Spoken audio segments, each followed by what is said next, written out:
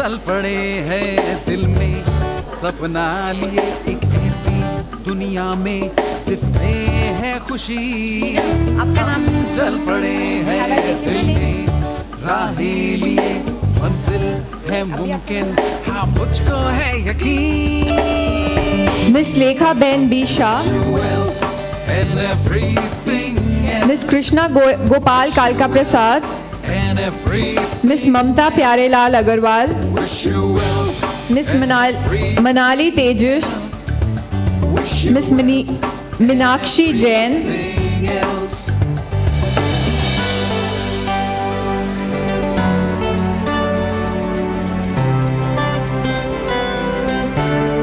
Miss Meenakshi Jain,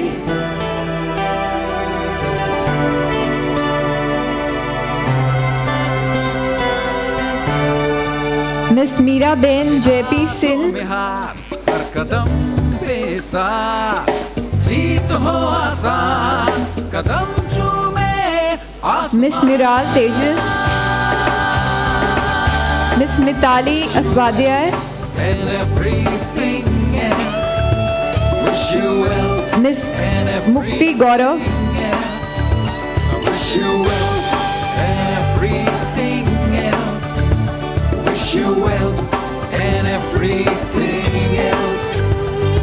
अब दूर नहीं मंजिल, सब हो जाए हासिल, यकीन से आगे बढ़े दुनिया ये देखती रहे। Wish you well and everything else. Wish you well and everything else. Wish you well and everything else. Wish you well and everything else.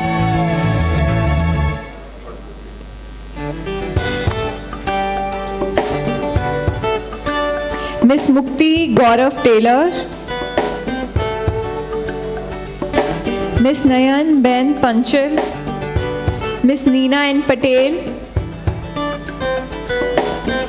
Miss Nayana P Sakhiya, बड़े हैं दिल में मिस पल्लव पटेल, एक ऐसी दुनिया में जिसमें है खुशी। मिस पारुल अल्पेश कुमार पारेख, दिल में राहें लिए मंजिल है मुमकिन, हाँ मुझको है यकीन।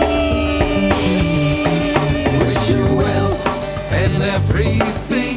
जिन जिन लोगों ने सर्टिफिकेट्स ले लिए हैं उनसे एक बार फिर मैं रिक्वेस्ट करती हूँ आप डेमोन्स्ट्रेशन जोन पे जाके प्रोडक्ट्स को एक्सपीरियंस कर सकती हैं और वहाँ पे सूची मैम भी हैं। Wish you well and everything else.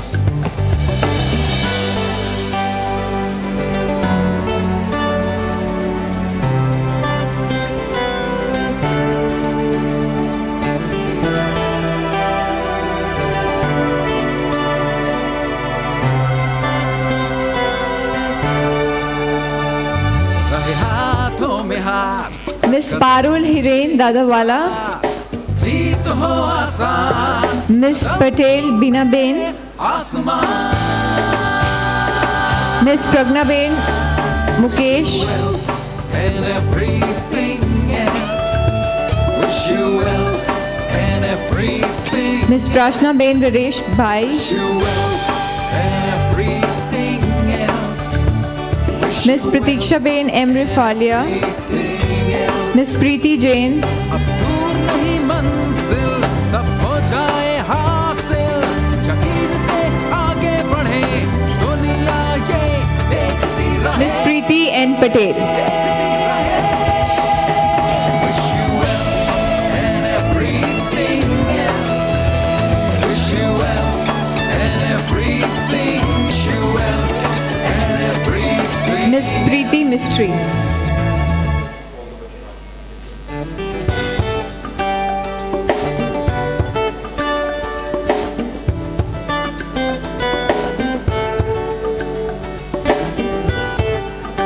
else.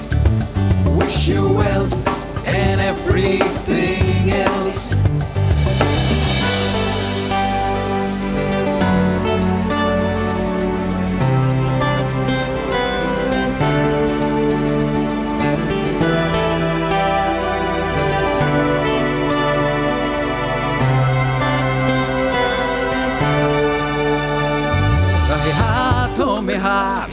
कदम पे साथ. Wish you well and everything else. Wish you well and everything else. Pratiksha रिफालिया, Priyanka J,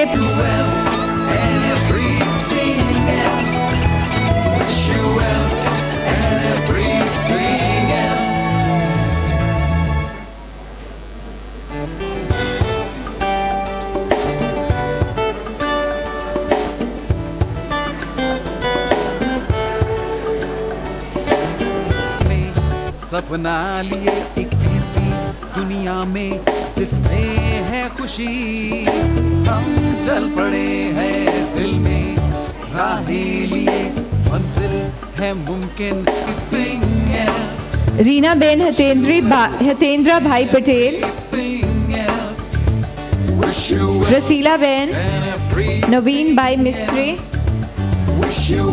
Rupal and पंचल, Rupal Shah,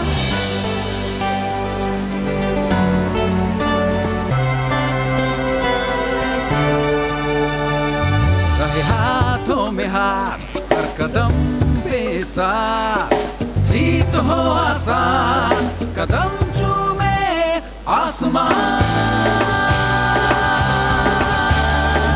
Wish you well and everything else.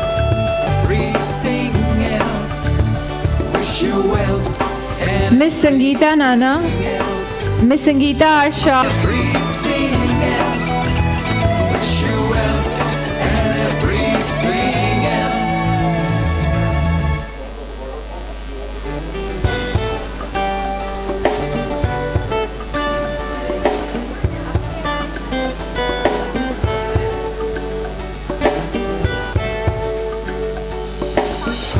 चल पड़े हैं दिल में, हम चल पड़े हैं दिल में राहें लिए, मंजिल है मुमकिन. हाँ मुझको है यकीन. Wish you well and everything else.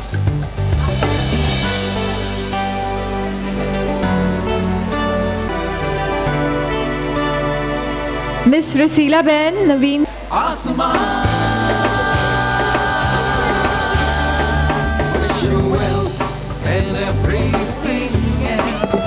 Miss Mukti Gaurav Tailor, miss Sonal J Vasava, miss Suman Balar, miss Suman Tola, miss Sushila Devi Sharma,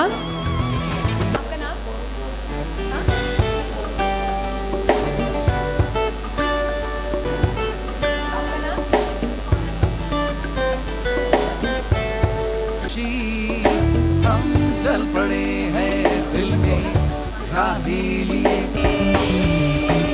Wish you well and everything else. Wish you well.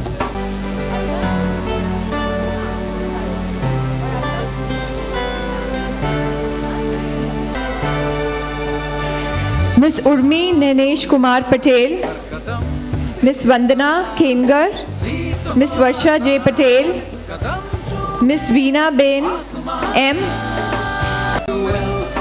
Miss Jankhana Raval. तो फोटोग्राफ आप सबसे गुजारिश है एक ग्रुप फोटोग्राफ ज़रूर कीजिएगा जाने से पहले. जिन का certain get your names written on the certificate and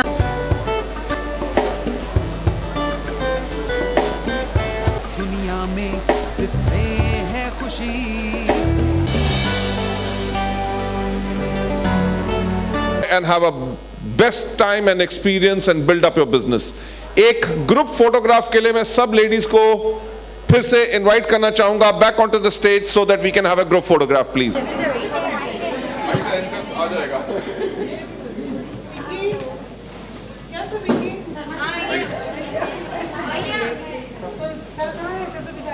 मैं नजर आ जाऊंगा. हाइट का ये एडवांटेज है, मैं नजर आ जाऊंगा.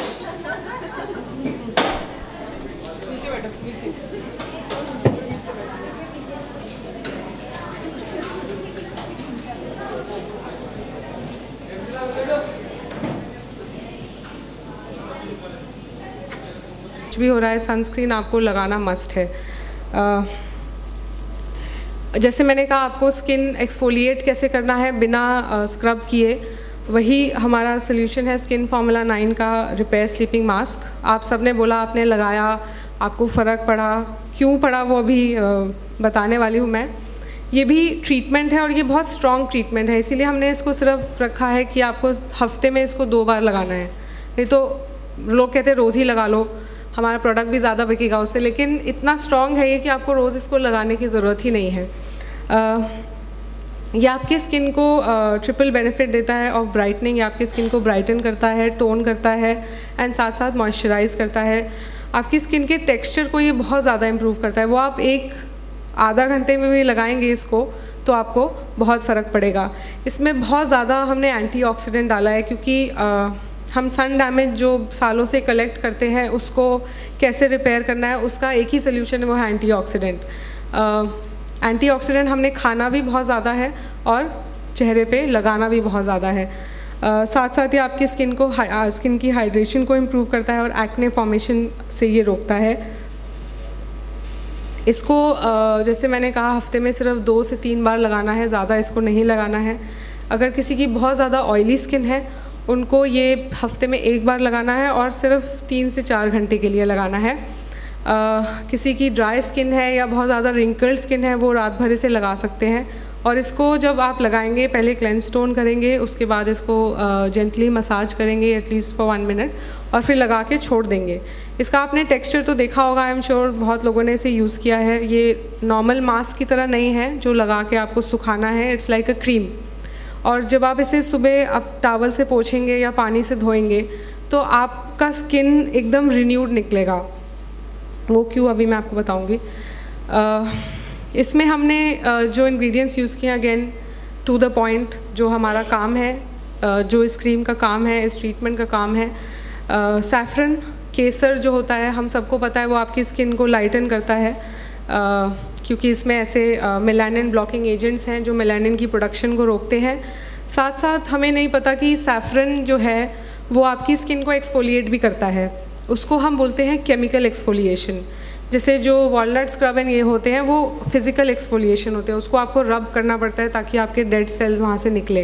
लेकिन केमिकल एक्सफोलिएशन क्या होता है, अगर आप उसको लगा के छोड़ दें वो आपकी स्किन पे ऐसे काम करता है कि डेड सेल्स उसी के अंदर एब्जॉर्ब हो जाते हैं, उसी क्रीम के अंदर। तो जब आप सुबह इसको पोंछते हैं, वाइप करते हैं, तो आपके डेड सेल्स साथ में निकल जाते हैं। तो आपने एक्सफोलिएशन नहीं किया, उसको रब नहीं किया, उसको स्क्रब नहीं किया, लेकिन फिर भी आपके डेड सेल्स निकल गए। इस प्रोसेस को एक्सफोलिएशन बोलते हैं। बट ये 2 तरह के, जैसे मैं आपको बताया, physical and chemical. So saffron chemical exfoliation का काम करता है। तो इसीलिए ये आपके स्किन को रिन्यू करता है जब भी आप इसे लगाते हैं। इसमें एंटीबैक्टीरियल प्रॉपर्टीज़ भी होती हैं। सैफरन में बहुत स्ट्रॉन्ग एंटीबायोटिक है ये। साथ साथ इसमें हमने डेंड्रोबियम फ्लावर एक्सट्रैक्ट यूज़ किया है, जो एक साउथ ईस्ट एशियन फ्लावर है। ये मलेशिया, सिंगापुर इन जगह में बहुत यूज़ होता है। ये भी बहुत एक एंशिएंट मेडिसिन है जो लोग चाय के फॉर्म में इसको पीते हैं, ऑफ कोर्स कॉस्मेटिक्स में डालते हैं। ये आपकी स्किन को नरिशमेंट प्रोवाइड करता है। अमीनो एसिड्स जिससे प्रोटीन बनते हैं, ये आपकी स्किन को अमीनो एसिड प्रोवाइड करता है। ये आपकी स्किन को सॉफ्ट एंड रेडिएंट बनाता है। और इसमें जो तीसरा मोस्ट इम्पॉर्टेंट इंग्रेडिएंट है वो है गैनोडर्मा। हम सब गैनोडर्मा के बारे में जानते हैं, राइट? हम में से कौन खाता है गैनोडर्मा? काफ़ी लोग। वो बहुत अच्छा एक एंटीऑक्सीडेंट है। उसमें मिनरल्स, पॉलीसैकेराइड्स, अमीनो एसिड्स के अलावा एंटीऑक्सीडेंट बहुत है। तो आपकी स्किन को, आपकी बॉडी को इंटरनली हील करता है। तो वही हमने इसमें यूज़ किया है as a very strong antioxidant, जो आपके स्किन में जो बहुत सालों का डैमेज इकट्ठा हुआ है उसको ये रिपेयर करता है। साथ में एक और बहुत स्ट्रॉन्ग एंटी एजिंग इंग्रेडिएंट जो इसमें है वो है vitamin B3। Vitamin B3 basically आपके स्किन के बहुत सारे लेवल्स पे काम करता है। ये आपकी स्किन को लाइटन करता है, आपकी हाइड्रेशन बढ़ाता है, क्योंकि ये वो एपिडर्मल लिपिड्स जो मैंने सीमेंट की बात की थी उसको रिप्लेस करता है ये। साथ साथ ये रिंकल्स को भी ट्रीट करता है क्योंकि ये कोलाजन की प्रोडक्शन को बढ़ाता है। तो ये बहुत सारे लेवल्स पे काम करता है आपके स्किन पे, इसलिए इसको बहुत अच्छा एंटी एजिंग इंग्रेडिएंट बोला गया है। Vitamin E again antioxidant as well as a very good nourishing agent. Moisturising agent जो आपकी स्किन को मॉइस्चराइज करता है, टेक्सचर इम्प्रूव करता है उसका। और इसमें एक बहुत स्पेशल इंग्रेडिएंट है, वो है सिल्वर ईयर मशरूम एक्सट्रैक्ट। आप इस मशरूम की फ़ोटो देखिए, थोड़ा सा डिफरेंट दिखने में है। ये आपकी स्किन के टेक्सचर को एक ही एप्लीकेशन में इम्प्रूव करता है। तो ये आपकी स्किन को हाइड्रेट करता है, लाइटन करता है, साथ में फ्री रेडिकल डैमेज से प्रोटेक्ट करता है। तो ये आपकी हर प्रॉब्लम का सोल्यूशन है। किसी को डार्क स्पॉट्स हैं, किसी की ड्राई स्किन है, किसी को रिंकल्स है, ये तीनों चीज़ों पे बहुत अच्छे से काम करता है, एज वेल एज आपकी स्किन की केमिकल एक्सफोलिएशन भी करता है। तो अगेन इसका PV, BV एंड DP बहुत रीज़नेबल है। और मैं ये देख रही हूँ ये बहुत ज़्यादा बिक रहा है, क्योंकि इसके रिज़ल्ट्स इतने इंस्टेंट हैं कि आप एक बार इसको लगाएंगे, इवन 3 आवर्स। जो इनकी ऑयली स्किन है उनको ये ज़्यादा ज़रूरत नहीं है, क्योंकि उनको हाइड्रेशन की ज़रूरत नहीं पड़ती है। पर अगेन अगर उनको रिंकल्स हैं या डार्क स्पॉट्स हैं, ये उन पे बहुत अच्छा काम करता है। तो इसके रिज़ल्ट्स जो मैं सुनती आई हूँ आज तक, अब ऑलमोस्ट 2.5 महीने हो गए हमको ये ट्रेनिंग्स लेते हुए, और मैंने इसके बहुत अच्छे रिव्यूज़ सुने हैं लोगों से, और आपसे भी आज सुने हैं। मैं खुद ये प्रोडक्ट यूज़ कर रही हूँ, and I think I have never seen such a product in the market, such a mask in the market yet. चौथी प्रॉब्लम पे आते हैं, जो बहुत कॉमन है इंडियन स्किन में, अगेन धूप की वजह से, सन की वजह से और हमारे नेग्लिजेंस की वजह से, वो है हाइपर पिगमेंटेशन। हाइपर पिगमेंटेशन का सिर्फ एक ही रीज़न है, ओवर प्रोडक्शन ऑफ मेलानिन। अब ओवर प्रोडक्शन ऑफ मेलानिन, बहुत सारे रीजंस होते हैं उसके भी, कि मेलानिन कई जगह पे ज़्यादा क्यों प्रोड्यूस हो रहा है। हम बाहर निकल जाते हैं बिना सनस्क्रीन लगाए, हाँ हम बाहर निकल जाते हैं बिना मतलब अपने स्किन को प्रोटेक्ट किए, क्लेंस टोन किए निकल जाते हैं बाहर। इससे बेसिकली हमारा स्किन बहुत सारा डैमेज कलेक्ट कर रहा है, जिसकी वजह से पहले तो हमको ये नज़र नहीं आता, हम 20s में ये सब चीज़ें नहीं देखते, क्योंकि आपका स्किन रिन्यूअल बहुत फास्ट है उस समय। जैसे जैसे आपकी एज होती है, स्किन रिन्यूअल आपका स्लो हो जाता है, और जो आपने मेलानोसाइट्स होते हैं आपके, वो एक जगह इकट्ठे हो जाते हैं, और जैसे ही उसको कुछ ट्रिगर मिलता है, ट्रिगर से मेरा मतलब है कोई हार्मोनल इम्बैलेंस, कोई एक्ने, कोई इरिटेशन वाला प्रोडक्ट जिसमें बहुत ज़्यादा फ्रेग्रेंस हो, बहुत ज़्यादा स्मेल हो, या बहुत ज़्यादा प्रिजर्वेटिव हो, वो उन मेलानोसाइट्स को एक्टिवेट करता है, और वो बहुत सारा मेलानिन प्रोड्यूस करते हैं, जिसकी वजह से डार्क पैच या डार्क स्पॉट्स हो जाते हैं। वैसे हम ब्लीच अगर करते हैं, हमारी स्किन गोरी तो हो जाती है, पर एक जगह पे वो काली हो जाती है, क्योंकि वहाँ पे मेलानिन हमने ट्रिगर कर दिया, जिसकी वजह से वहाँ पे एक स्पॉट बन जाता है। जो इसके रीज़न्स हैं, अगेन एक तो है कि जो एक्ने हो जाता है हमें, जिसकी वजह से पहले आपका स्किन थोड़ा इन्फ्लेमेट करता है, वहाँ पे पस भरता है, उसके बाद वो चला जाता है, लेकिन उसके नीचे एक एक्ने स्पॉट रह जाता है। उसको वो, क्योंकि आपका स्किन जब डिफेंसिव हो जाता है तो वो सबसे पहले मेलानिन प्रोड्यूस करता है, क्योंकि मेलानिन एक प्रोटेक्टिव मॉलिक्यूल होता है, बट हमें वो अच्छा नहीं लगता क्योंकि वो डार्क होता है आपकी नॉर्मल स्किन से। तो इसके जो रीज़न्स हैं हार्मोनल होते हैं, इंटरनल होते हैं, एक्सटर्नल होते हैं। जैसे प्रेग्नेंट लेडीज़ को कभी कभी बहुत ज़्यादा यहाँ पे पिगमेंटेशन हो जाता है, क्योंकि वो हार्मोनल इम्बैलेंस की वजह से, और हार्मोनल इम्बैलेंस भी सबसे पहले जाके मेलानिन की प्रोडक्शन को इंक्रीज़ करते हैं। आपके मीनोपॉज में कई लेडीज़ को चिन पे बहुत डार्कनेस, मतलब इस एरिया में बहुत डार्कनेस हो जाती है, वो भी क्योंकि हार्मोन सबसे पहले जाके आपके मेलानिन की प्रोडक्शन को इंक्रीज़ करते हैं। अब ये एक इरिवर्सिबल प्रोसेस होता है। ये जो पिगमेंटेशन है ये एक्सफोलिएशन से नहीं जाती, ये स्क्रब वगैरह से नहीं जाती, ये ब्लीच से भी नहीं जाती, क्योंकि ये इंटरनल है। आपकी जो स्किन रिन्यू हो रही है वो भी डार्क स्किन रिन्यू हो रही है, इसको हमें अंदर से ट्रीट करना है। अगर आप ये डायग्राम देखें, ये आपकी सबसे ऊपर वाली लेयर है। जब हम स्किन टैन होता है तो सिर्फ ऊपर वाली लेयर डार्क हो जाती है, ओनली 1 और 2 लेयर्स। वो जैसे जैसे आपका स्किन रिन्यू होता है वो हट जाती है, आपका नॉर्मल स्किन आ जाता है। लेकिन आप ये देखो, ये जो पिगमेंटेशन है ये नीचे तक है, तो ये रिन्यू भी होगा तो डार्क स्किन आएगा ऊपर। इसलिए इसको ट्रीट करना यहाँ से बहुत ज़रूरी है, फ्रॉम द वेरी बॉटम। तो इसके लिए ये इम्पॉसिबल नहीं है। आपने अभी एक यहाँ पे लेडी थी जिन्होंने यूज़ किया था ब्राइटनिंग ट्रीटमेंट, ये इम्पॉसिबल नहीं है। इसका एक राइट मेथड है ट्रीट करने का, internally as well as externally. जिसका स्किन फार्मूला 9 के पास सोल्यूशन है, वो है ब्राइटनिंग ट्रीटमेंट। इसका नाम ही हमने ट्रीटमेंट रखा है क्योंकि ये सबसे ज़्यादा स्ट्रॉन्ग इन चारों प्रोडक्ट में ट्रीटमेंट है। इसमें क्योंकि ऐसे इंग्रेडिएंट्स हैं, इसकी ऐसी रिसर्च है, इसके क्लिनिकल ट्रायल्स प्रूव करते हैं कि ये स्किन को पहले से 70 to 80% तक लाइटन करती है। डार्क स्पॉट्स को लाइटन से मेरा मतलब नहीं है आप अपने स्किन जो आपका नेचुरल कलर है उससे आप लाइटन हो जाएंगे, क्योंकि इसमें ब्लीचिंग एजेंट बिल्कुल नहीं डाला हमने जो स्किन को ब्लीच करते हैं। इसमें वो इंग्रेडिएंट्स हैं जो ये पिगमेंटेशन, हाइपर पिगमेंटेशन या फिर ओवर प्रोडक्शन ऑफ मेलानिन को ये रोकता है। ये आपके freckles, dark spots, dark patches, blotchy appearance, कई बार स्किन येलो भी हो जाती है कई कई जगह से, उसको ब्लॉचीनेस बोलते हैं, उसको ये रिड्यूस करता है। ये आपकी स्किन को इंटरनली डिटॉक्सीफाई करता है। बेसिकली ये आपकी स्किन की जो पूरी कॉम्प्लेक्शन है उसको इवन आउट करता है, जिसको हम अनइवन स्किन टोन बोलते हैं। यहाँ से काला हो जाता है, कई बार चिन से काला हो जाता है, या ये पूरा एरिया काला हो जाता है, इसको ये इवन आउट करता है पूरे स्किन को आपके। इसको भी लगाने का मैं पूरा प्रोसीजर बताऊंगी डेमोन्स्ट्रेशन में। ये आपके स्किन को पहले से क्लियर करता है, रेडिएंट बनाता है, आपकी स्किन की इलास्टिसिटी एंड फर्मनेस को भी ये बढ़ाता है, क्योंकि इसमें एंटी एजिंग इंग्रेडिएंट्स भी हमने डाले हैं। और ये स्किन को इवन आउट करता है, whether it is dark spots, whether it is patchiness, whether it is uneven skin tone, anything that makes your skin uneven from anywhere, ये उसको ट्रीट करता है।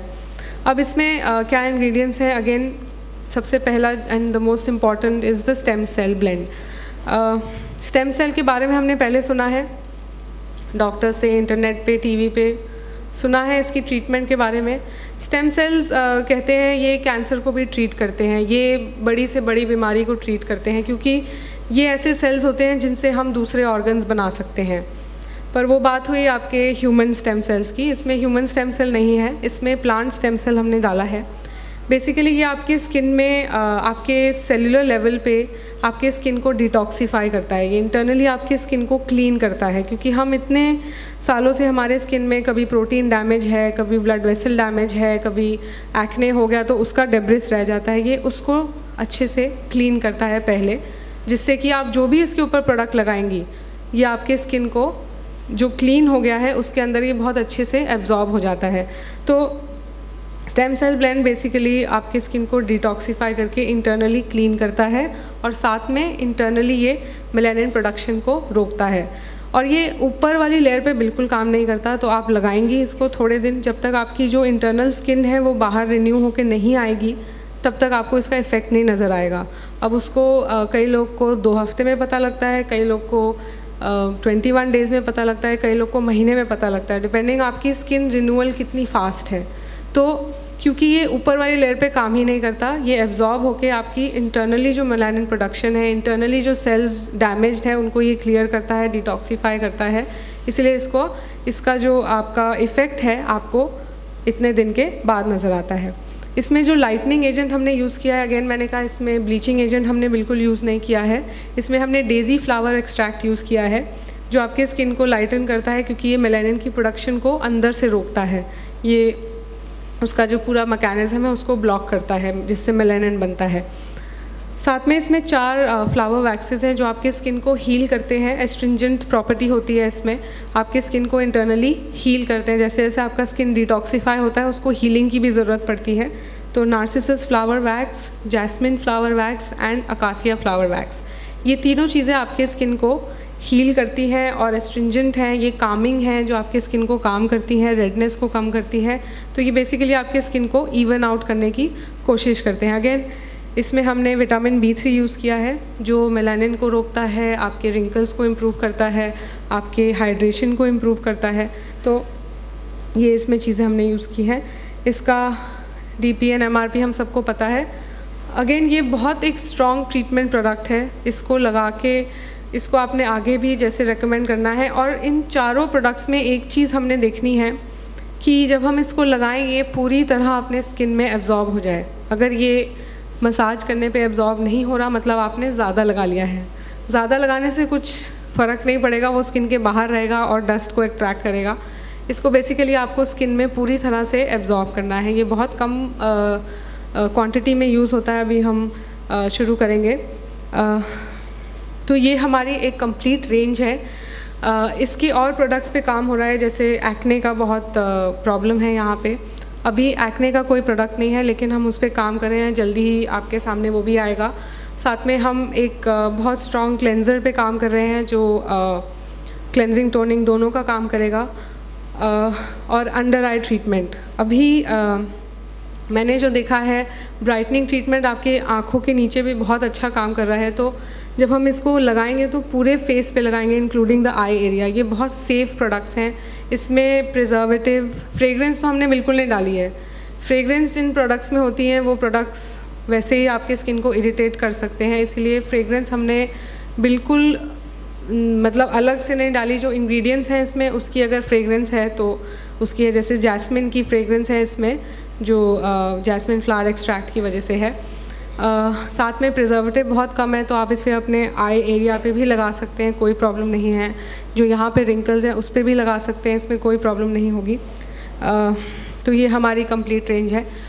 हम पहले क्वेश्चंस लेंगे, उसके बाद मैं आपको डेमो करके दिखाऊंगी। तो please can we have questions now?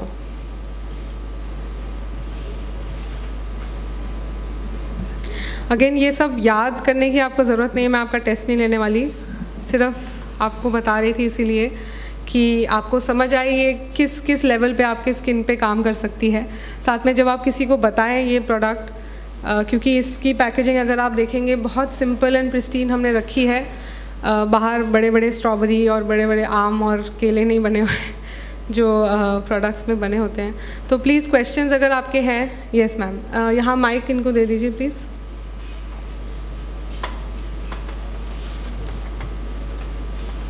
Hello ma'am, like आपने ऑयली के लिए बोला, ड्राई के लिए बोला, जैसे लाइक मेरी कॉम्बिनेशन है, तो इसमें से मुझे कौन से प्रोडक्ट ये प्रोडक्ट्स बहुत अच्छा सवाल है आपका कि ये ऑयली के लिए है कि ड्राई के लिए। ये प्रोडक्ट्स हमने स्किन टाइपिंग से बनाए नहीं, हमने स्किन प्रॉब्लम्स के हिसाब से बनाए हैं। डार्क स्पॉट्स ऑयली स्किन को भी आ सकते हैं, ड्राई स्किन को भी आ सकते हैं, नॉर्मल स्किन को भी आ सकते हैं।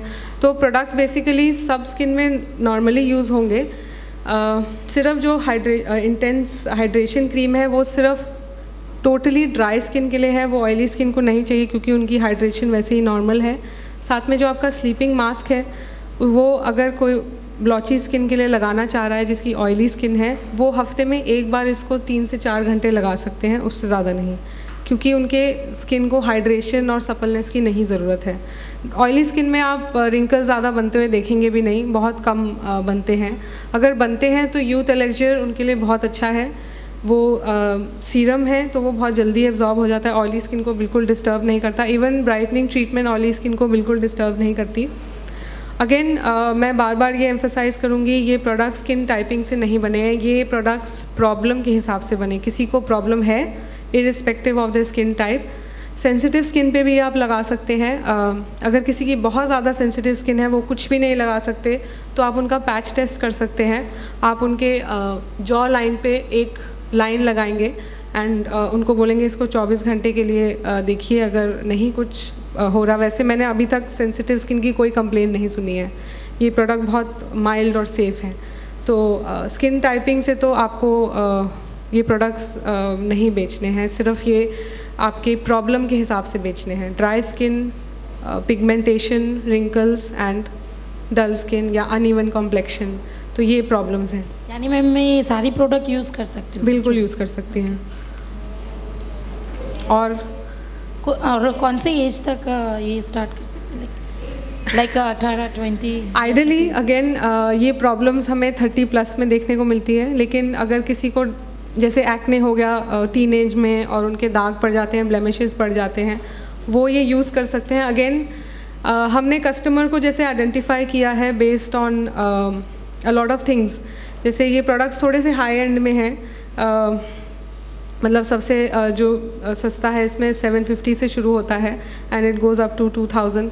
तो एक इंडिपेंडेंट लेडी जो अपना कुछ करती है या अपना कमाती है या उसकी खुद की चीज़ mature to spend a lot of money on products for herself, तो ये उनके बेसिकली वो टारगेट हैं। बट किसी को अगर प्रॉब्लम है, आपने आइडेंटिफाई की है, वो ये लेने के लिए तैयार है, तो आप इसको 16 से 18 साल से शुरू कर सकते हैं। उससे पहले आपकी स्किन बहुत यंग होती है और बहुत ही एक्टिव होती है, तो उसमें ज़्यादातर मैं प्रोडक्ट्स रिकमेंड नहीं करती। आप अच्छा खाएं, सनस्क्रीन लगाएं, उपटन करें, बेसन लगाएं, यही सब चीज़ें अच्छी होती हैं। लेकिन उसके बाद जैसे जैसे प्रॉब्लम्स बढ़ती हैं, जैसे एक्ने का कोई ट्रीटमेंट, एक्ने के ब्लेमिशेस का कोई ट्रीटमेंट नहीं है, तो उसके लिए ब्राइटनिंग ट्रीटमेंट आप उनको रेकमेंड कर सकते हैं। तो as anybody can put, of course.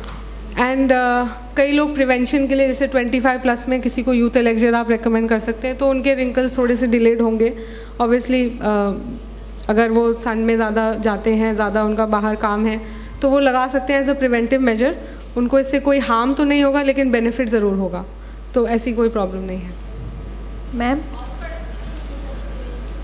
Of course acne में खाली मैं प्रोडक्ट्स यूज़ करने के लिए, कोई भी प्रोडक्ट्स फॉर दैट मैटर, सिर्फ फेस वॉश काम आता है एक्ने में, cleanser and toner, and that's it.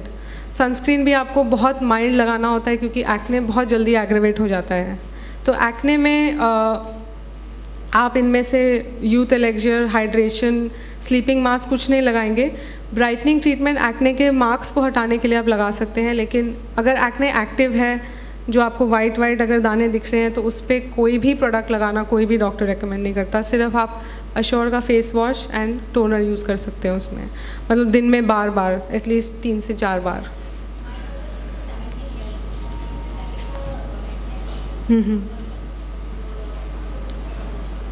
Acne उनका जाने दो पहले, वो जैसे ही टीनेज क्रॉस करेंगे उनका एक्ने ख़त्म हो जाएगा। जब ख़त्म हो जाए उसके बाद आप उन्हें जो मार्क्स रह जाएंगे उस पर ब्राइटनिंग ट्रीटमेंट दे सकते हैं।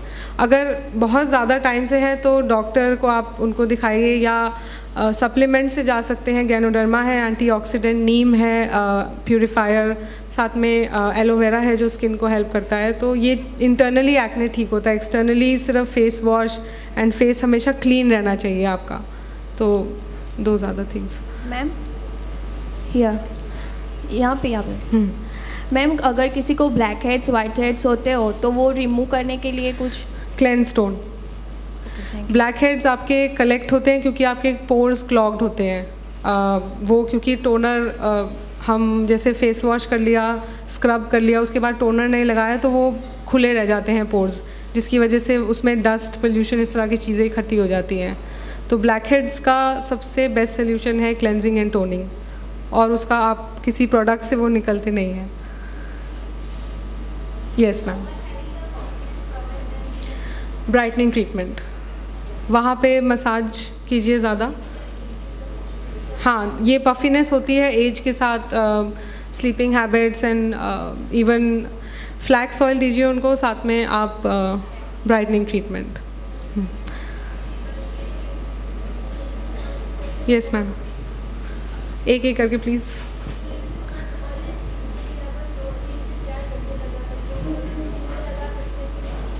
कहाँ से आवाज़ आ रही है? हाँ जी।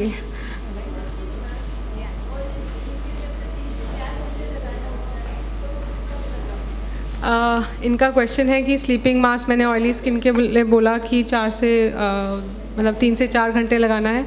इसको लगाना रात में ही है, क्योंकि रात का समय सेफ़ होता है, सन नहीं होता है, और इसको घर पे ही लगाना है। और दिन में तो रेकमेंड करूँगी ना लगाओ, क्योंकि हम अननोइंगली बाहर चले जाते हैं, सन होता है, वो अच्छा नहीं होता है। इसको रात में ही लगाना है, और जब आप पूरी तरह रिलैक्स्ड हो, आपको उसके बाद कहीं बाहर नहीं जाना, कहीं खाना नहीं बनाना, मतलब इस पर कुछ भी चिपकना नहीं चाहिए बेसिकली, क्योंकि इसीलिए ये रिपेयर स्लीपिंग मास्क है। इसको लगा के बेसिकली आपको रिलैक्स होके सो जाना है या बैठना है कहीं पे, अलार्म लगा के सोना है। बिल्कुल। और टीवी देखिए, आराम से बैठिए रिलैक्स होके, पॉपकॉर्न खाइए, लेकिन वो बाहर नहीं जाइए।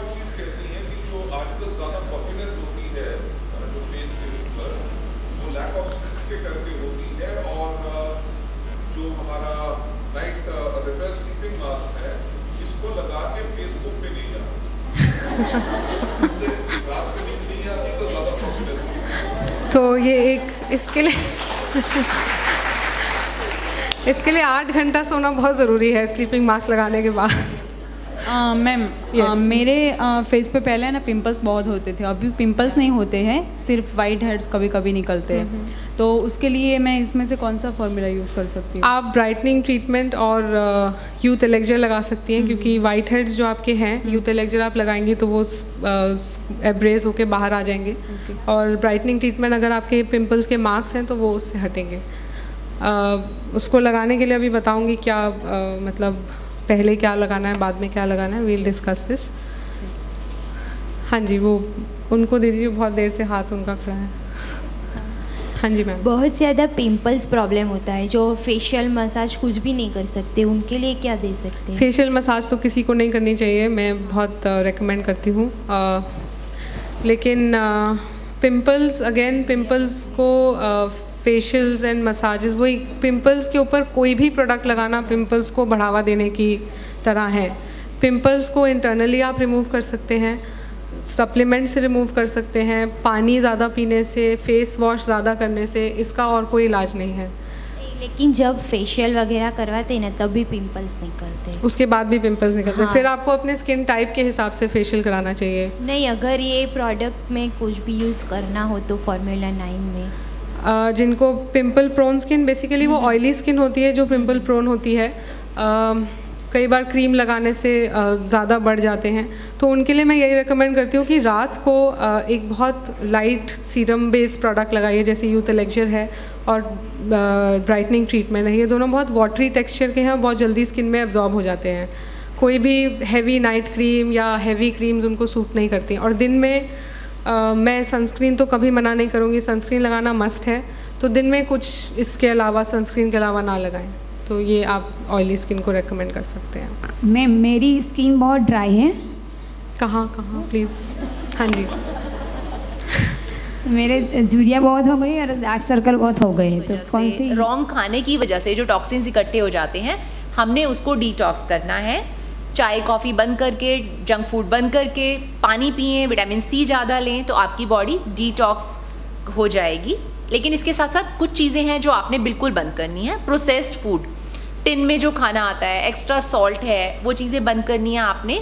रिफाइंड शुगर यानी कि जो सफ़ेद चीनी है उसका यूज़ आपने बिल्कुल कम करना है या नहीं करना है।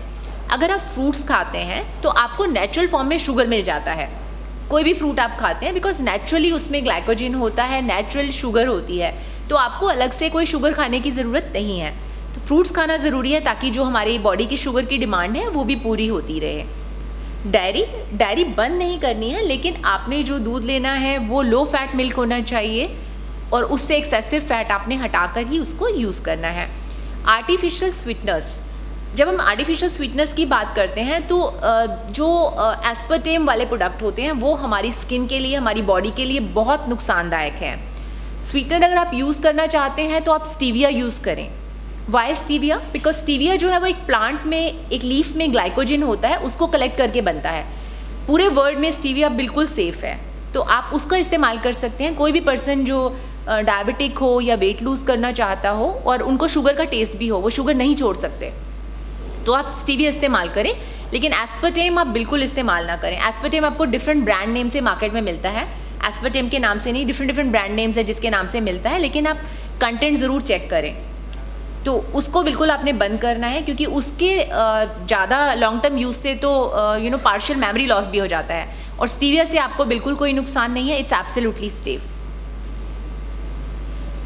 ब्यूटी डिटॉक्स फूड, क्या क्या फूड है जिससे जो कि आपको एंटीऑक्सीडेंट भी देते हैं और आपकी बॉडी को डिटॉक्स भी करते हैं।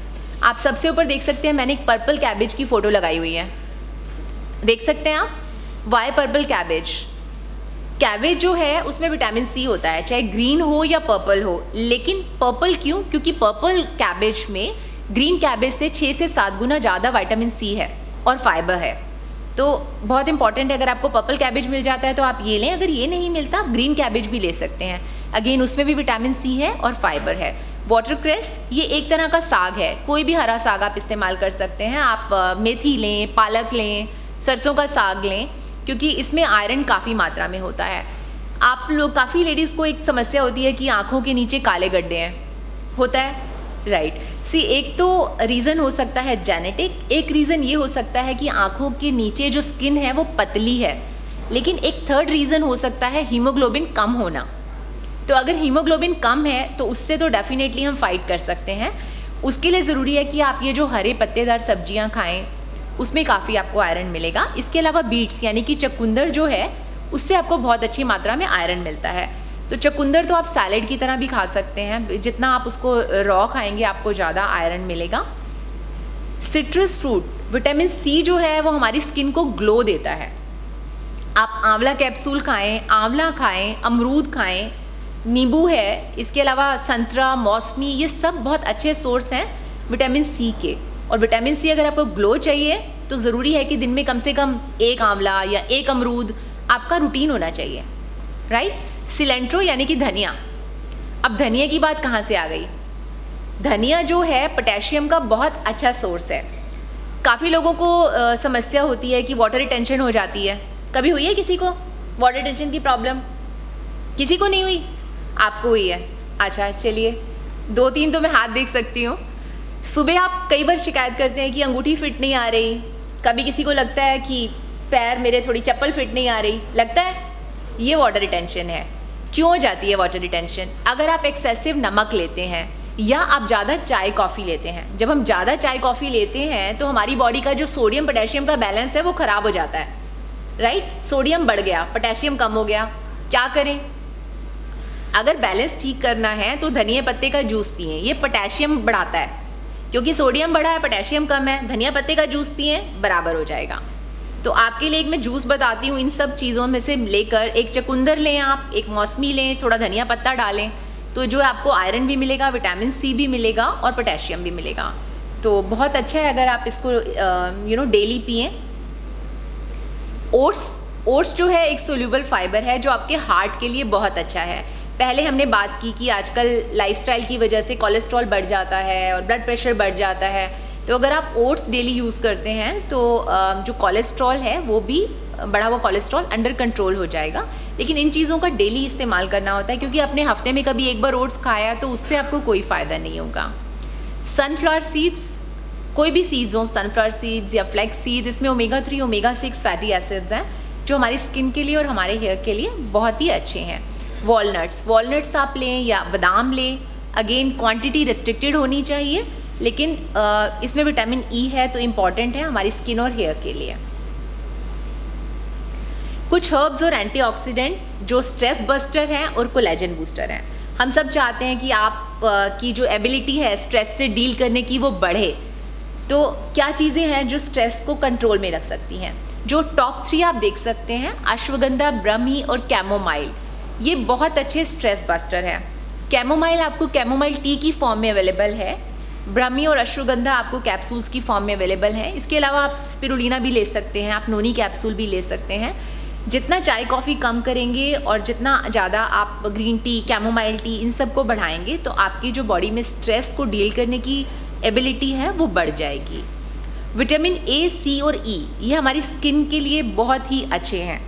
एक फ्रूट आता है एवोकाडो, आप सबको पता होगा, उसमें ये तीनों विटामिन होते हैं, विटामिन ए, सी और ई।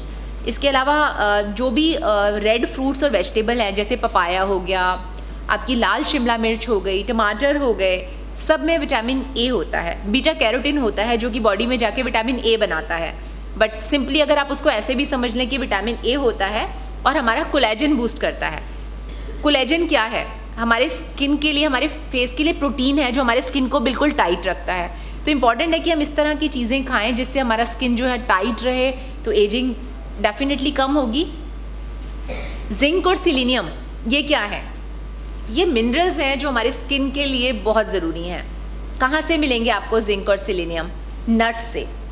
जो आप एक मुट्ठी बादाम या अखरोट खाएंगे उसमें विटामिन ई भी होता है, जिंक भी होता है और सिलीनियम भी होता है जो आपकी स्किन के लिए बहुत अच्छा है। Ancient wisdom for modern mind. आप सब मॉडर्न विमेन हैं, लेकिन एक एंशिएंट विजडम है कि जो किसी भी तरह की डिजीज़ है या प्रॉब्लम है वो अनडाइजेस्टेड फूड से स्टार्ट होती है।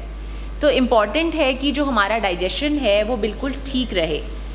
जब भी आप खाना खा रहे हैं, अगर आपको भूख नहीं लगी और पिछला खाना डाइजेस्ट नहीं हुआ तो आप अगला मील ना खाएं। मील्स छोटे लें ताकि डाइजेस्ट हो पाएँ। कभी भी आप डिफरेंट चीज़ों को कंबाइन ना करें, जैसे कि अगर आप एक मील में राइस और रोटी इकट्ठे ना खाएं, क्योंकि दोनों का डाइजेशन टाइम अलग है। अगर आप राइस खा रहे हैं तो उस मील में राइस खाएं, और अगर रोटी खा रहे हैं तो रोटी खाएं। अगर आप इस तरह से अपना डाइजेशन ठीक रखते हैं तो आपकी जो बाकी समस्याएं हैं वो ठीक हो जाएंगी। अगर हमारा डाइजेशन फायर वीक है तो वो भी बहुत टॉक्सिन्स क्रिएट करता है। अगर आपने सुबह नाश्ता देर से किया, अब लंच टाइम हो गया, सब खाना खा रहे हैं, चलो हम भी खा लेते हैं, होता है ना ऐसा, वो गलत बात है। आपने क्योंकि लेट ब्रेकफास्ट किया, आपको भूख नहीं है और आप फिर से खाना खा रहे हैं, तो वो एक गलत बात है।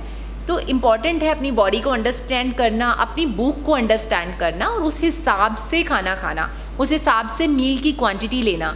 आपने दूसरे से जज नहीं करना है कि वो तो 3 रोटी खा के उसको तो पच जाता है, हमें क्यों नहीं पच सकता। Everyone has their own type of digestion, and तो उसको आप अंडरस्टैंड करें और धीरे धीरे उस हिसाब से खाना खाएं ताकि आपके जो मील्स हैं वो डाइजेस्ट हो पाएँ। और एक सबसे इम्पॉर्टेंट पॉइंट जो है कि डिनर आपका अर्ली होना चाहिए। क्यों अर्ली होना चाहिए? क्योंकि जो हमारा मेटाबॉलिज्म है वो 7 साढ़े 7 बजे के बाद स्लो हो जाता है, और जो खाना खाएंगे वो एज अ फैट आपका वहीं जम जाएगा। तो अगर आप अर्ली डिनर करते हैं, आपका मेटाबॉलिज्म फास्ट है, तो आपका खाना अच्छे से डाइजेस्ट हो जाएगा। सोने से कम 2 घंटे पहले आपको अपना लास्ट मील कर लेना चाहिए। और सोने का ये मतलब नहीं है कि आपने खाना खाया और आप टीवी देख रहे हैं, तो वो तो ठीक नहीं है, राइट? मतलब चालू रहना चाहिए, कुछ काम कर रहे हैं, वॉक कर रहे हैं, स्ट्रॉल कर रहे हैं। जो ट्रू ब्यूटी है वो अंदर से आती है।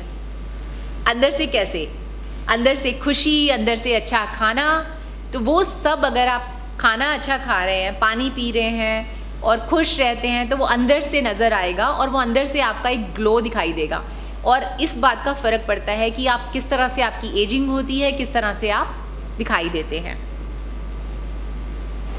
कुछ मेन पॉइंट्स हैं आपने याद रखने हैं। बेसिकली 5 पॉइंट्स मैंने यहाँ पर आपको दिए हैं जो आप नोट भी कर सकते हैं, जो आपने अपने क्लाइंट्स को भी बताने हैं कि हमने ये पॉइंट्स याद रखने हैं। ये आपका एक टेक अवे मैसेज है।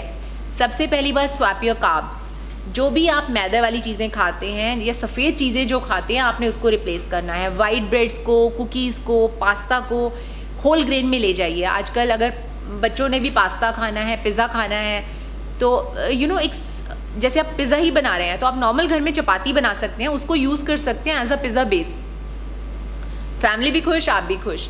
सेम पास्ता आजकल होल ग्रेन में भी अवेलेबल है। तो इस तरह से जो चीज़ें हैं आप उनको रिप्लेस करिए। अगर आप घर में केक बना रहे हैं तो आधा मैदा आप रिप्लेस कर सकते हैं ओट्स से। ओट्स को पीस कर half maida can be replaced by oats.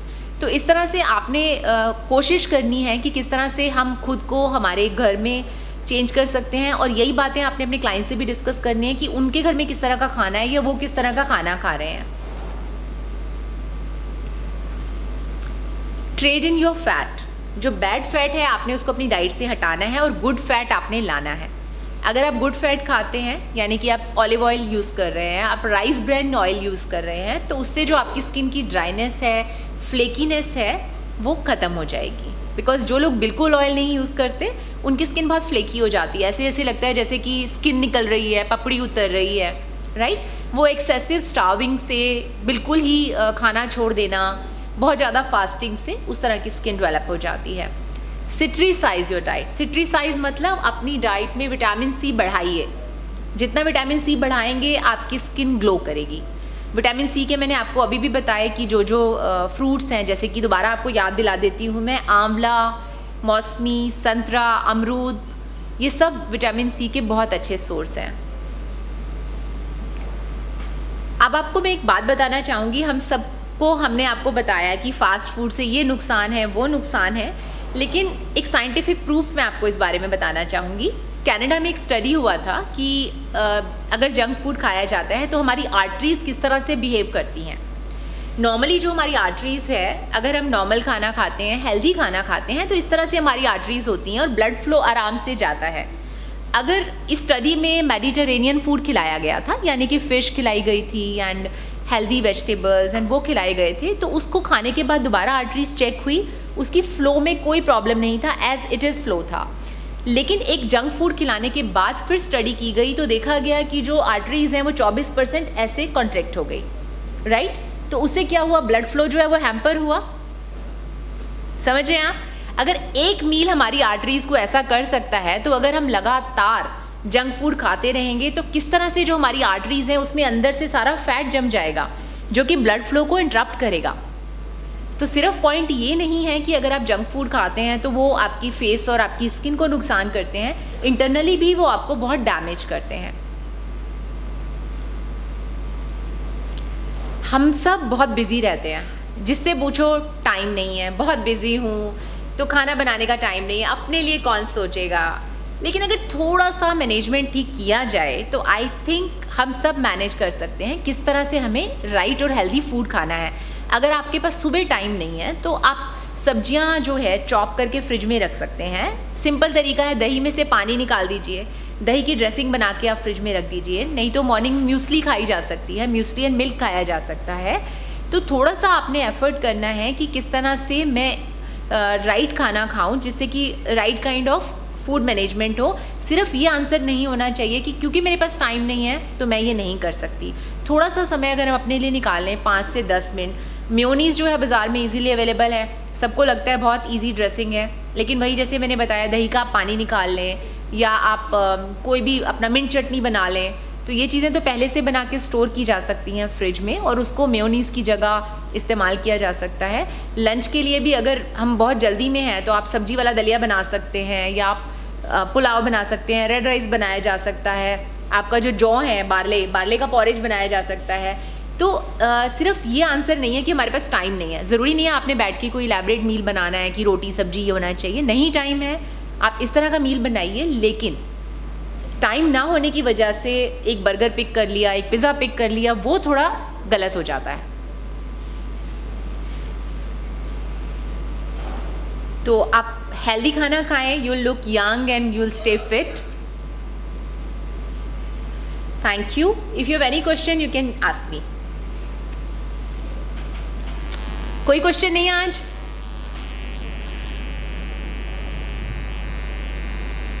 No question at all? All right, thank you. Okay ji. Excuse me, ma'am. Yeah, sure. Can we use corn oil? Which oil? Corn oil? Corn oil. No, I prefer if you use olive oil, rice bran oil, that's better. Okay. Thank you. Thank you.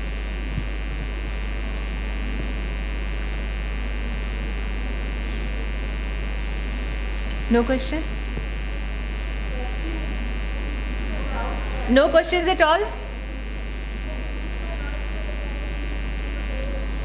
Avocado.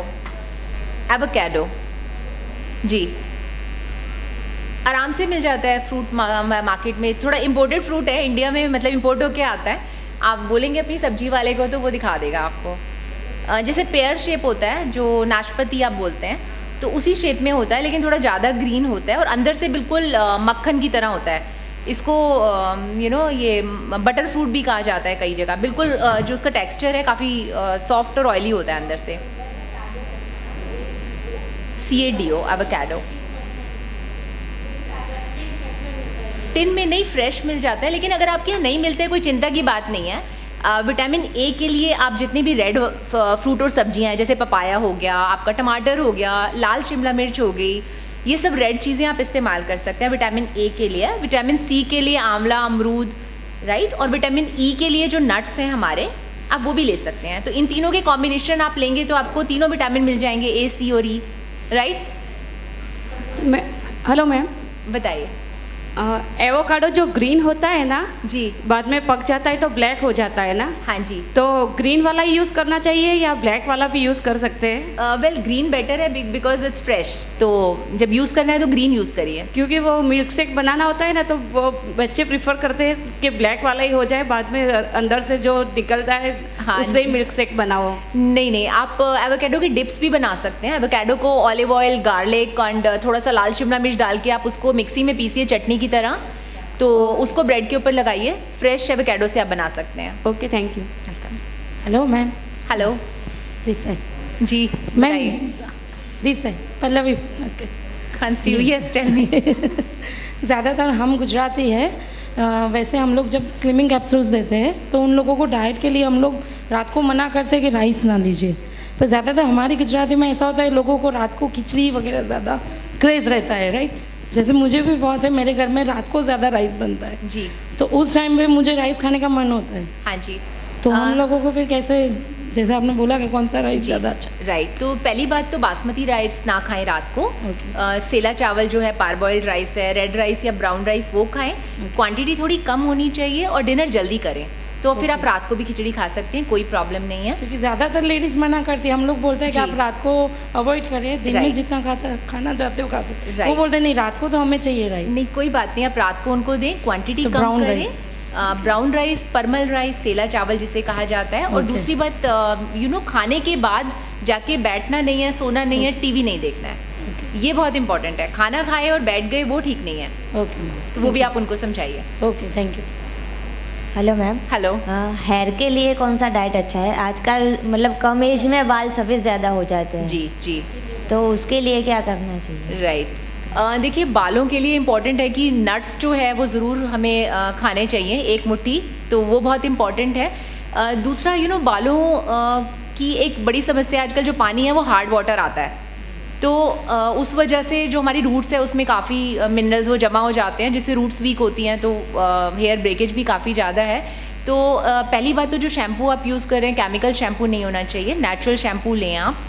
और दूसरी बात, बाल rinse करने के लिए जो पीने का पानी है आप उसका इस्तेमाल करें, तो धीरे धीरे जो हार्ड वाटर का जो भी रेजिड्यू है जो जमता है वो धीरे धीरे निकल जाएगा, तो इससे काफ़ी फ़र्क पड़ जाएगा आपका। और जो सफ़ेद हो जाता है फिर उसका कोई रिवर्सल नहीं है। जो सफ़ेद हो गया वो रिवर्स नहीं हो सकता, लेकिन उसको रोकने के लिए कि और आगे फर्दर ना हो, तो आपकी डाइट जो है, चाय कॉफ़ी उसमें नहीं होना चाहिए, प्रोटीन ज़रूर होना चाहिए। तो अगर आप नॉन वेजिटेरियन हैं तो फ़िश चिकन खा सकते हैं, लेकिन अगर वेजिटेरियन हैं तो भी सोया, टोफू जो सोया पनीर होता है या पनीर होता है जो कि अगेन लो फैट मिल्क से बनाएं। प्रोटीन का अमाउंट होना बहुत ज़रूरी है, और प्रोटीन हमारी बॉडी में स्टोर नहीं होता, तो डेली जो हमारी क्वांटिटी है प्रोटीन की वो होनी चाहिए। तो ये इंपॉर्टेंट है कि आप बाल चाहते हैं हेल्दी तो प्रोटीन आप डेली खाएं। Thank you. Welcome. Ma'am, earlier menopause आज की बहुत बड़ी समस्या है। मैं ज्योति त्रिवेदी अहमदाबाद से। जी ज्योति जी बताइए। और मेनोपॉज का जो फेस करना पड़ता है लेडीज को, राइट, वो ऐसा एक पीरियड होता है कि उसकी साइकोलॉजिकल इफेक्ट होती है, डिप्रेशन में आ जाती है, राइट, पूरी फैमिली डिस्टर्ब हो जाती है, राइट। तो उसके ऊपर डाइट और हॉर्मोन्स बैलेंस हो, उसके ऊपर जरा आप फोकस कीजिए। Right, thank you. Welcome. Menopause में देखिए काफ़ी हार्मोन्स हमारे डिस्टर्ब होते हैं, तो एक तो ज़रूरी है कि सनफ्लावर सीड्स, पम्पकिन सीड्स आप ये लें। सोया जो है उसको अपनी डाइट में आप इंक्लूड करें किसी भी फॉर्म में। सोया नगेट्स लें, टोफू लें, सोया का बीन भी आता है, यानी कि दाल जैसा भी सोया आता है। इसके साथ साथ मार्केट में आपको कैप्सूल्स अवेलेबल होते हैं इवनिंग प्रिमरोज ऑयल के, जो कि प्रिमोसा के नाम से आपको मिल जाते हैं। तो जब मीनोपॉज फेज शुरू होता है तो जो प्रिमोसा है 1000 आपको मिलीग्राम माइक्रोग्राम का मिल जाता है, वो आपको डेली लेना चाहिए, कम से कम 3 से 4 महीने, 6 महीने तक भी आप उसको ले सकते हैं, तो उससे वो नेचुरली आपको सपोर्ट रहता है। उसके साथ साथ आप फ्लैक्सीड ऑयल भी लें, डाइट हेल्दी रखें, और जैसे मैंने बताया कि सोया प्रोटीन को अपनी डाइट में आप लें, तो मीनोपॉज को बहुत अच्छा सपोर्ट रहता है एंड स्मूथ फेस जाएगा आपका। Thank you. All right, thank you. हो आसान कदम चूमे आसमान।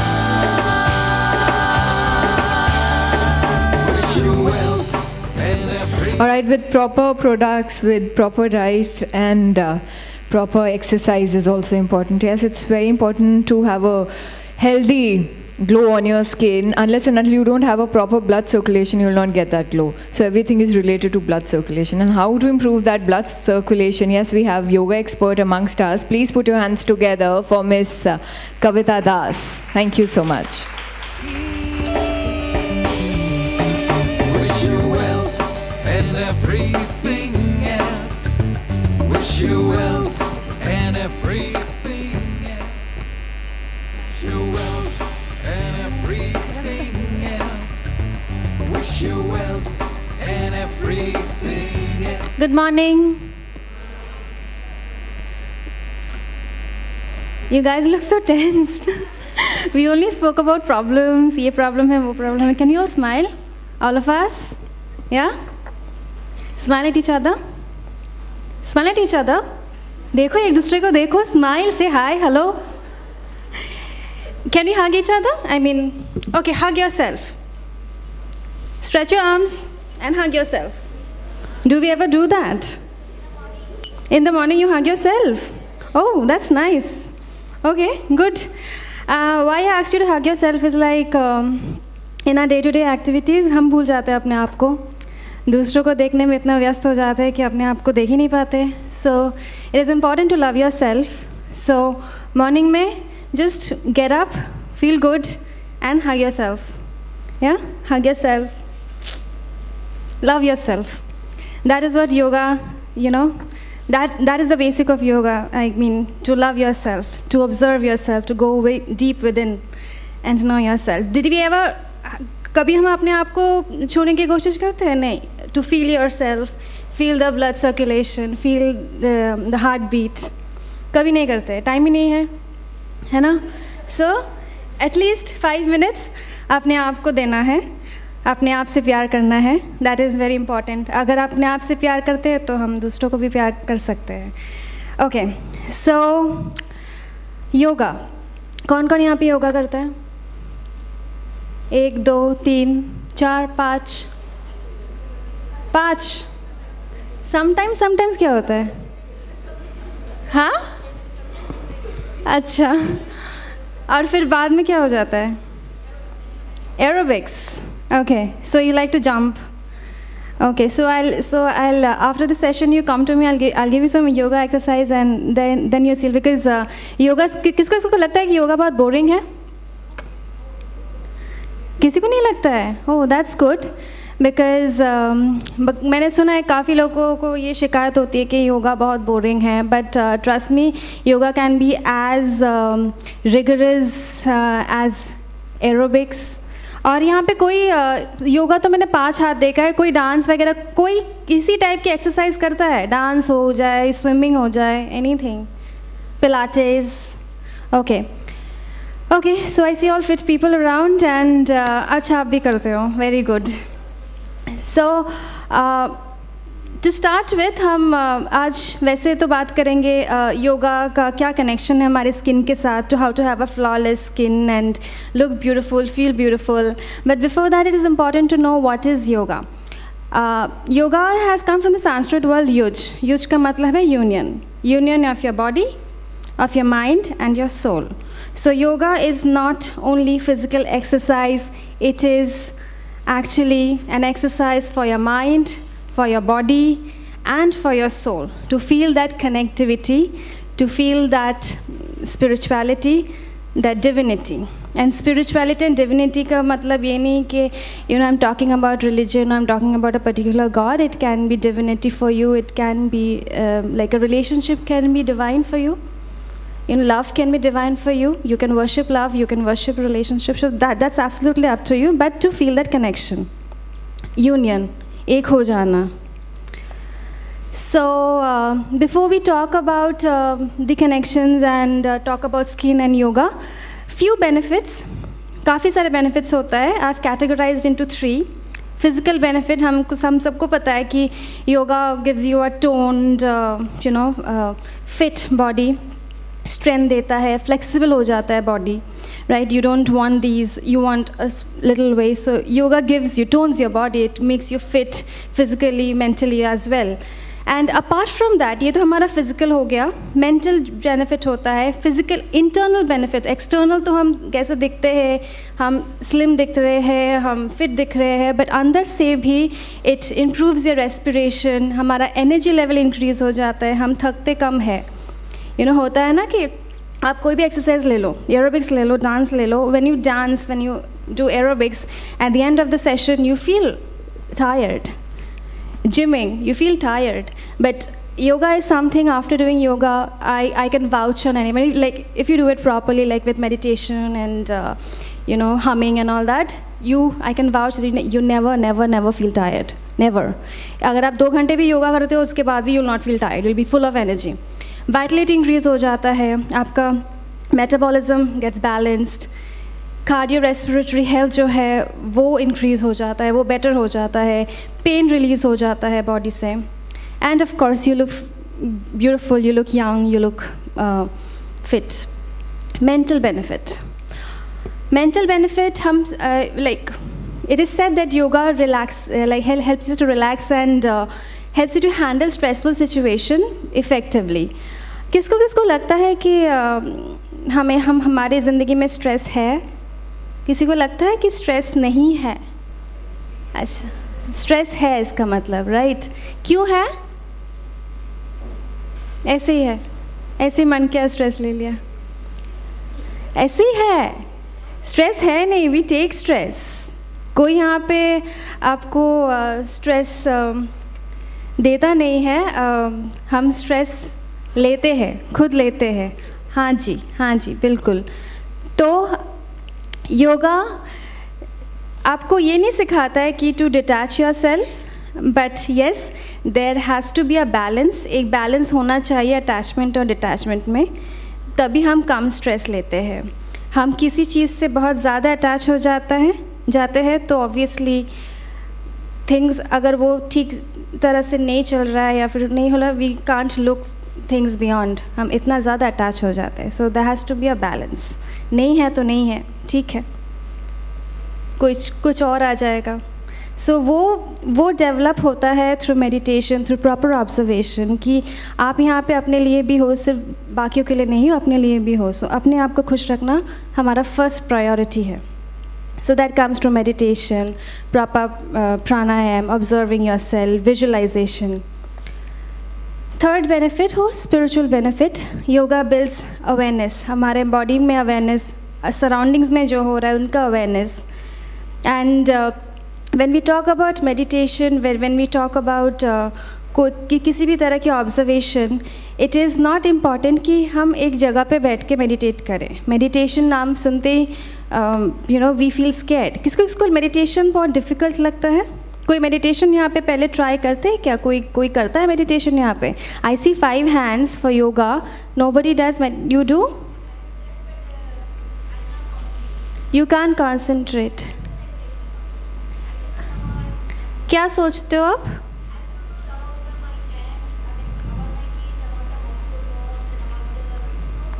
तो वो भी तो मेडिटेशन ही है ना. आप सोच रहे हो ना, आप फोकस कर रहे हो ना. आप डिफरेंट चीज़ें. The main point of meditation, the art of learning meditation, it's not easy. Obviously एक जगह पे बैठ के फोकस करना ऑब्वियसली हम नहीं कर सकते, क्योंकि हमारे ज़िंदगी में इतना कुछ चलता रहता है. बच्चे क्या कर रहे हैं, पति को खाना मिला है कि नहीं, वो खा रहा है कि नहीं, वो मेरा फ़ोन क्यों नहीं उठा रहा है, and all that keeps happening in our mind. तो हमें क्या करना चाहिए कि मेडिटेशन 2 तरीके के होते हैं. एक स्टैटिक मेडिटेशन है, एक है dynamic meditation. Static in the sense हम एक जगह पे बैठ के मेडिटेट कर रहे हैं. डायनामिक हम like I am talking to you, I am meditating because I am observant about you and also myself. तो जब हम बैठते हैं मेडिटेशन करने के लिए, इट इज़ बैट ऑब्वियस कि हमारा माइंड डाइवर्ट होगा, वॉन्डर होगा. सो हमें उस चीज़ से मतलब इरिटेट नहीं होना है. अगर हमारे माइंड वॉन्डर होता है अपने बच्चों के ऊपर, so let's concentrate on that. हम अपने बच्चे को लेके ही सोचते हैं, let's concentrate on that, focus on that, और फिर धीरे धीरे उसको वापस लेके आना है. लाइक आप अपने ब्रेथ को फॉलो कर सकते हो. That is the most popular meditation, Buddhist meditation. आप किसी प्यारी चीज़ को लेके सोच सकते हो. It can be a flower, it can be a bird, it can be a person, anything. आप उसको लेके सोचो. Meditation and visualisation goes hand in hand. Visualisation in the sense, इसमें इतना शक्ति होता है. It's meditation after all. Suppose for example आपका कोई रिलेशनशिप ख़राब चल रहा है, आप उसको ठीक करना चाहते हो, तो आप आँख बंद करके मेडिटेट कीजिए and visualise about good times. You are spending good times. अच्छे टाइम बिता रहे हो आप उनके साथ. आप एक साथ हो, happy times. Visualise and you'll see things happen. So that is also meditation, concentration, focus. So it's not difficult. ऐसे हम शुरू करते हैं, हम धीरे धीरे उसको नर्चर करते हैं and slowly we become expert in meditating. Okay, before हम एक्सरसाइज शुरू करें कुछ चीज़ें आपको दिखाऊंगी, आप मेरे साथ सब करोगे. I always start my session with a small little prayer in the sense कि 4 चीज़ इम्पॉर्टेंट होती हैं हमारी लाइफ में. तो हम जब भी कोई एक्सरसाइज करते हैं या फिर कुछ भी काम करते हैं, इट इज़ इम्पॉर्टेंट कि हमारे साथ वो एनर्जी हो, वो पॉजिटिविटी हो, ताकि हम अच्छे से कर पाएँ. तो ये छोटा सा प्रेयर हम इसलिए बोलते हैं ताकि हमारे अंदर हम वो खुशी से करें और पूरे होश आवाज़ में करें, कॉन्शियस रहे, अवेयर रहे, प्लस अपने आप से ऑनेस्ट रहे, ट्रूथफुल रहे. एंड वी प्रे कि हमारे साथ हमेशा प्यार हो, सपोर्ट हो, आशीर्वाद हो, ब्लेसिंग्स हो, so that we can sustain and live happily ever after. So it's a small little prayer. मैं चाहती हूँ कि आप सब अपना अपना हाथ, अपने एक दूसरे का हाथ पकड़े, hold hands इसीलिए क्योंकि ये माना जाता है कि अगर आप हाथ, एनर्जी सर्कुलेट होता है अगर आप एक दूसरे के हाथ होल्ड करते हो, इन द सेंस कि अगर आप खुश हो तो वो खुशी बढ़ जाती है शेयरिंग से, है ना. अगर आप दुखी हो तो वो डिस्ट्रीब्यूट हो जाता है, वो कम हो जाता है शेयरिंग से. It's always good to hold hands and feel the energy. Close your eyes and you will repeat. मैं जो बोलूँगी आप उसके बाद रिपीट करोगे. So we are ready, we can all close our eyes. A small little curve on your face, a little smile. Feel happy about yourself. Feel grateful for this day. आज का दिन आप देख पाए.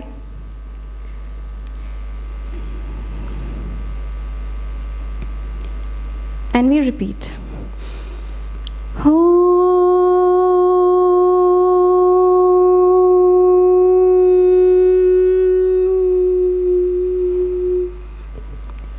Repeat.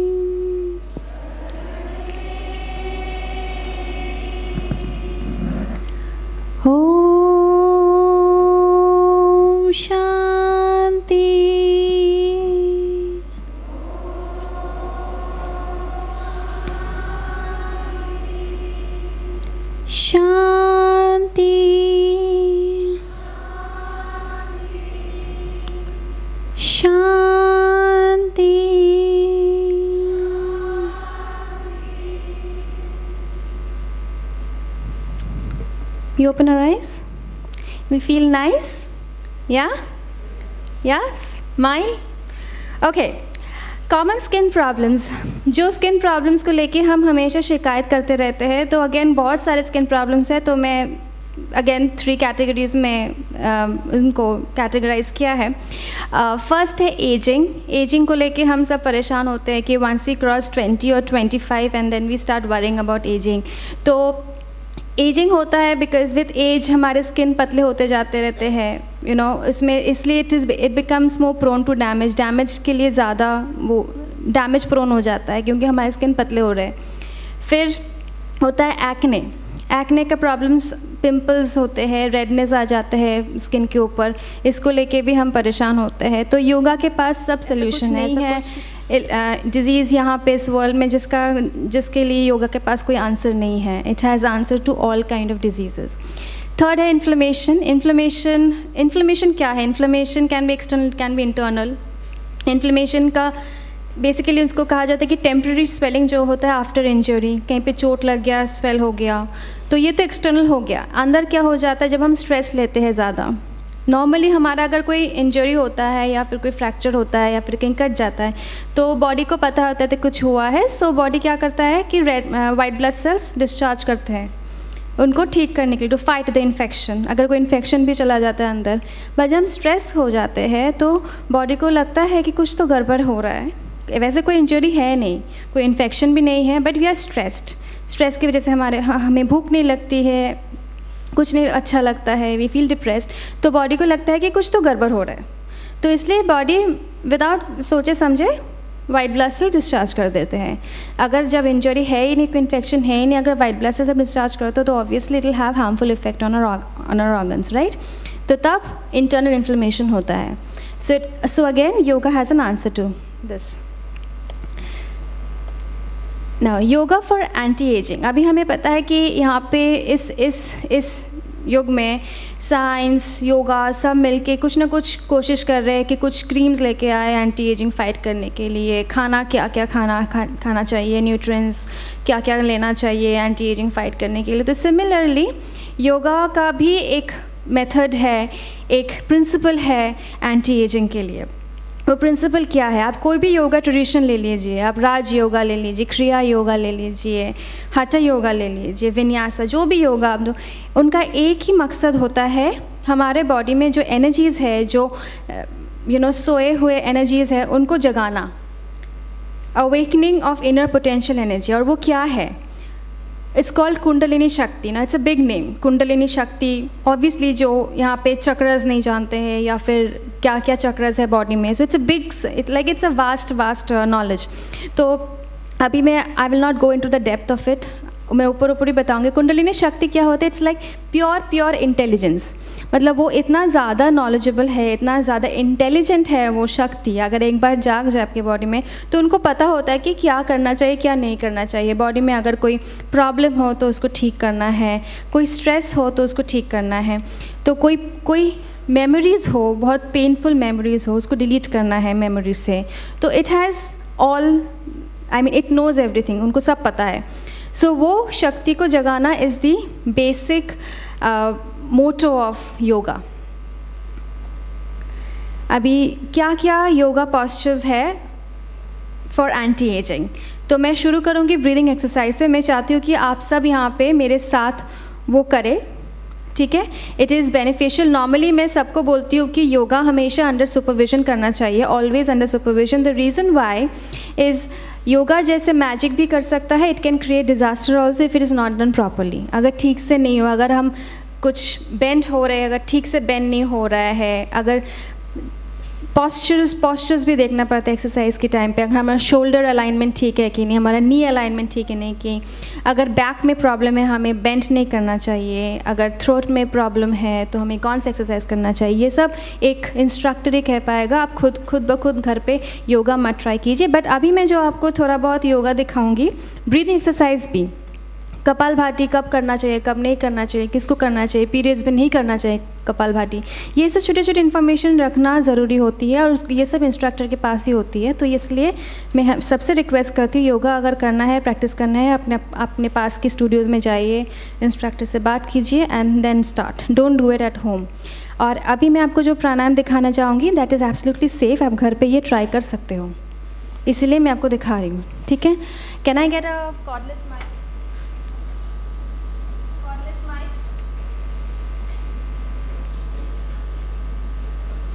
वो कर। Hello,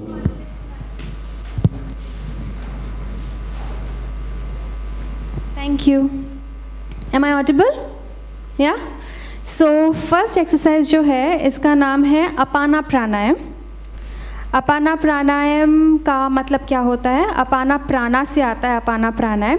पहले प्राणायाम का मतलब क्या होता है? प्राणायाम जो वर्ड है या से प्राण, प्राण का मतलब है प्राण। प्राण is the beginning and the end of life. प्राण से ही हमें बताया जाता है कि हम जिंदा है या नहीं है। So it's so important. So it's and hence it's called pranayama, that is breathing exercise. तो फर्स्ट प्राणा जो है अपाना प्राणा, अपाना प्राणा का मेन फंक्शन जो है वो है related to your reproductive organs. Periods हो जाए, यूरिनरी इन्फेक्शन हो जाए, प्रेगनेंसी के time, this prana very important. Yes, one more thing I need to tell people, if anybody it's not working. Hello? Yeah. Anybody expecting out here or is pregnant should not try any kind of abnormal breathing. Abnormal in the sense like it's normal, it's good for your health, but since you're carrying another life in your womb, तो उस time पे it is important to do as much as normal breathing as possible. कोई भी कपालभाति या फिर जहाँ पे जैसे हम नॉर्मल ब्रीथ करते हैं कि हम टमी को सक इन करते हैं, जब हम नॉर्मल ब्रीथ करते हैं, सक आउट मतलब नॉर्मल छोड़ देते हैं जब हम एक्सेल करते हैं।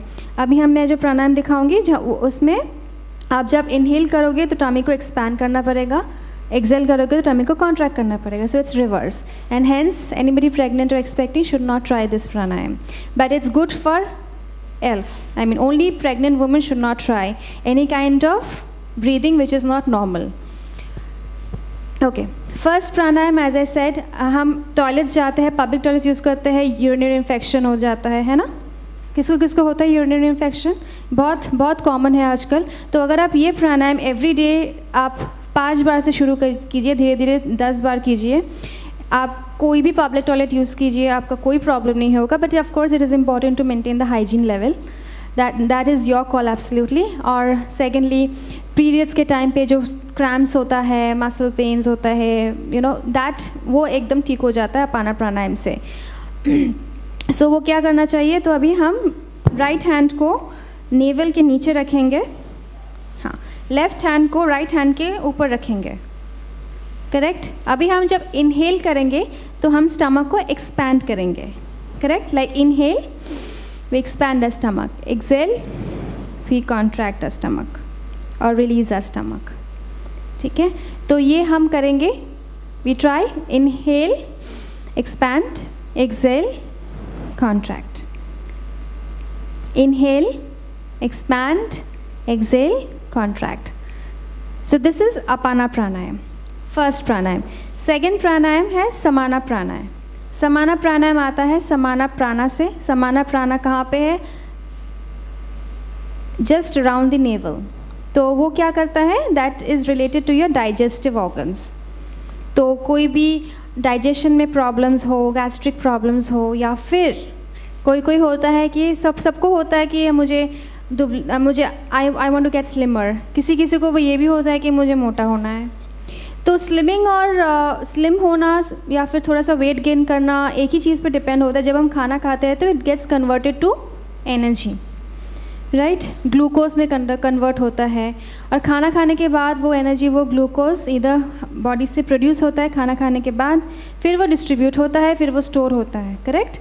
तो अगर एक भी फंक्शन में प्रॉब्लम हो जाए, डिस्ट्रीब्यूशन में प्रॉब्लम हो जाए, स्टोरेज में प्रॉब्लम हो जाए, फिर फ्लश आउट होने में प्रॉब्लम हो जाए, फिर प्रोड्यूस होने में प्रॉब्लम हो जाए, तभी ये प्रॉब्लम हो जाता है, you know, either we gain weight or we lose wait.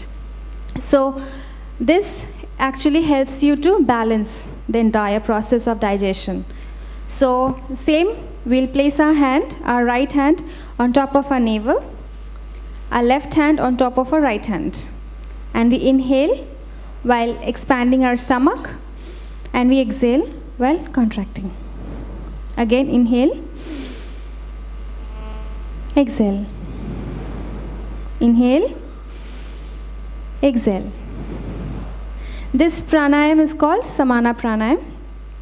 The third pranayam, which is called the Udana pranayam. sorry, Mahapranayam. Mahapranayam is related to your heart chakra and your heart, which is working since the time we have, come into this world constantly, and will work till the end. So this is very important to keep this in place. Correct? So same, हम अपने right hand को chest के ऊपर रखेंगे, left hand को right hand के ऊपर रखेंगे, and we inhale similarly while expanding our stomach and exhale while contracting. Inhale करेंगे, स्टमक को फुलाएंगे, एक्सेल करेंगे, इसको कॉन्ट्रैक्ट करेंगे, अंदर करेंगे या फिर रिलीज करेंगे. Try. Inhale, exhale, inhale, exhale. Okay, this is Mahapranayam. Now the fourth pranayam, which is Udana Pranayam, it comes from Udana Prana. Udana प्राणा का क्या फंक्शन होता है कि हमारे बॉडीज़ में पता है योगिक शास्त्र के हिसाब से बॉडीज़ में काफ़ी सारे चक्रस होते हैं. It's not only the outer physical body, bodies के अंदर भी काफ़ी सारे बॉडीज़ होते हैं. Now it's a huge discipline, again you have to get into it. तो मैं भी उतना डिटेल्स में नहीं बता रही हूँ, बट एज ऑफ नाउ हमारे 7 चक्रस होते हैं. तो 7 चक्रस के साथ एक लिंक होता है. 7 चक्रस के आसपास एनर्जीज़ रोटेट होता है. कोई एनर्जीज़ जागा हुआ है, कोई सोए हुए हैं. तो उदाना प्राणायाम का क्या फंक्शन है, जब भी एनर्जीज़ जागते हैं उसको नीचे से ऊपर खींचना. This is the top most चक्र जो हमारे क्राउन पे होता है. तो उदाना प्राणायाम का वही मकसद है कि नीचे से जितना भी एनर्जीज़ हो उसको ऊपर खींचना, to take it to this sahasra chakra, the 7 चक्र. सो इसका क्या है एक्सरसाइज. हम सिमिलरली हम राइट हैंड को पीछे रखेंगे, लेफ्ट हैंड को राइट हैंड के ऊपर रखेंगे, and when we inhale will expand the stomach, and this time when we'll exhale, जब हम एक्सेल करेंगे तब हम मुंह से एक्सेल करेंगे, not from the nostrils. Clear? बल while contracting your stomach. Clear? We inhale, exhale. Inhale करेंगे नॉस्ट्रल से, एक्सेल करेंगे मुंह से. इनहेल, एक्सेल,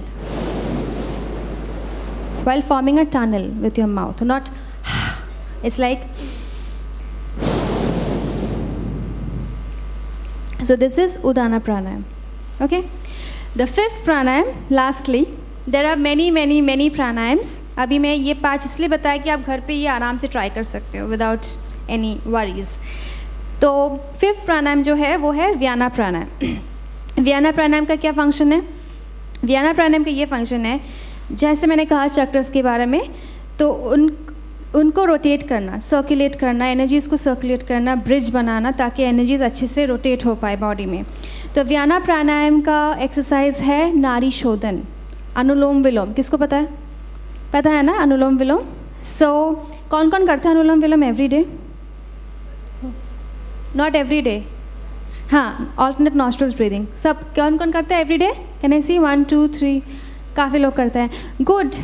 क्योंकि नाड़ी शोधन में इमेंस हीलिंग पावर होता है. इमेंस इन द सेंस मैं अपनी लाइव एग्जांपल से बताती हूँ. मैं हमेशा बताती हूँ सबको कि मेरे आँखों के सामने ठीक हुआ है, डॉग बाइट्स ठीक हुए हैं विद अनुलोम विलोम, फ्रैक्चर्स ठीक हुए हैं विद अनुलोम विलोम, पिंपल्स ठीक हुए हैं with anulom vilom. I am talking from my experience. तो अनुलोम विलोम एटलीस्ट 40 टाइम्स कीजिए every day. Now how do you do it? Forefinger, middle finger, right between the eyebrows. With our thumb, we close our right nostril और ring finger से left nostrils. Correct?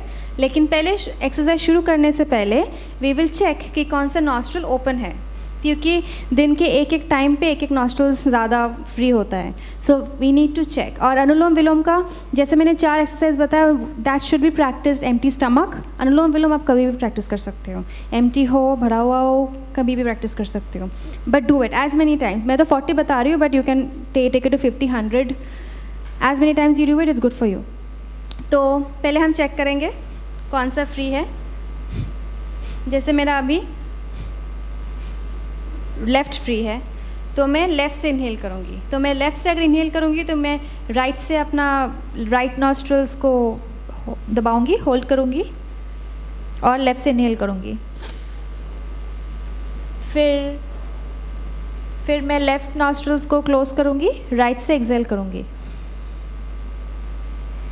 फिर मैं right से inhale करूँगी,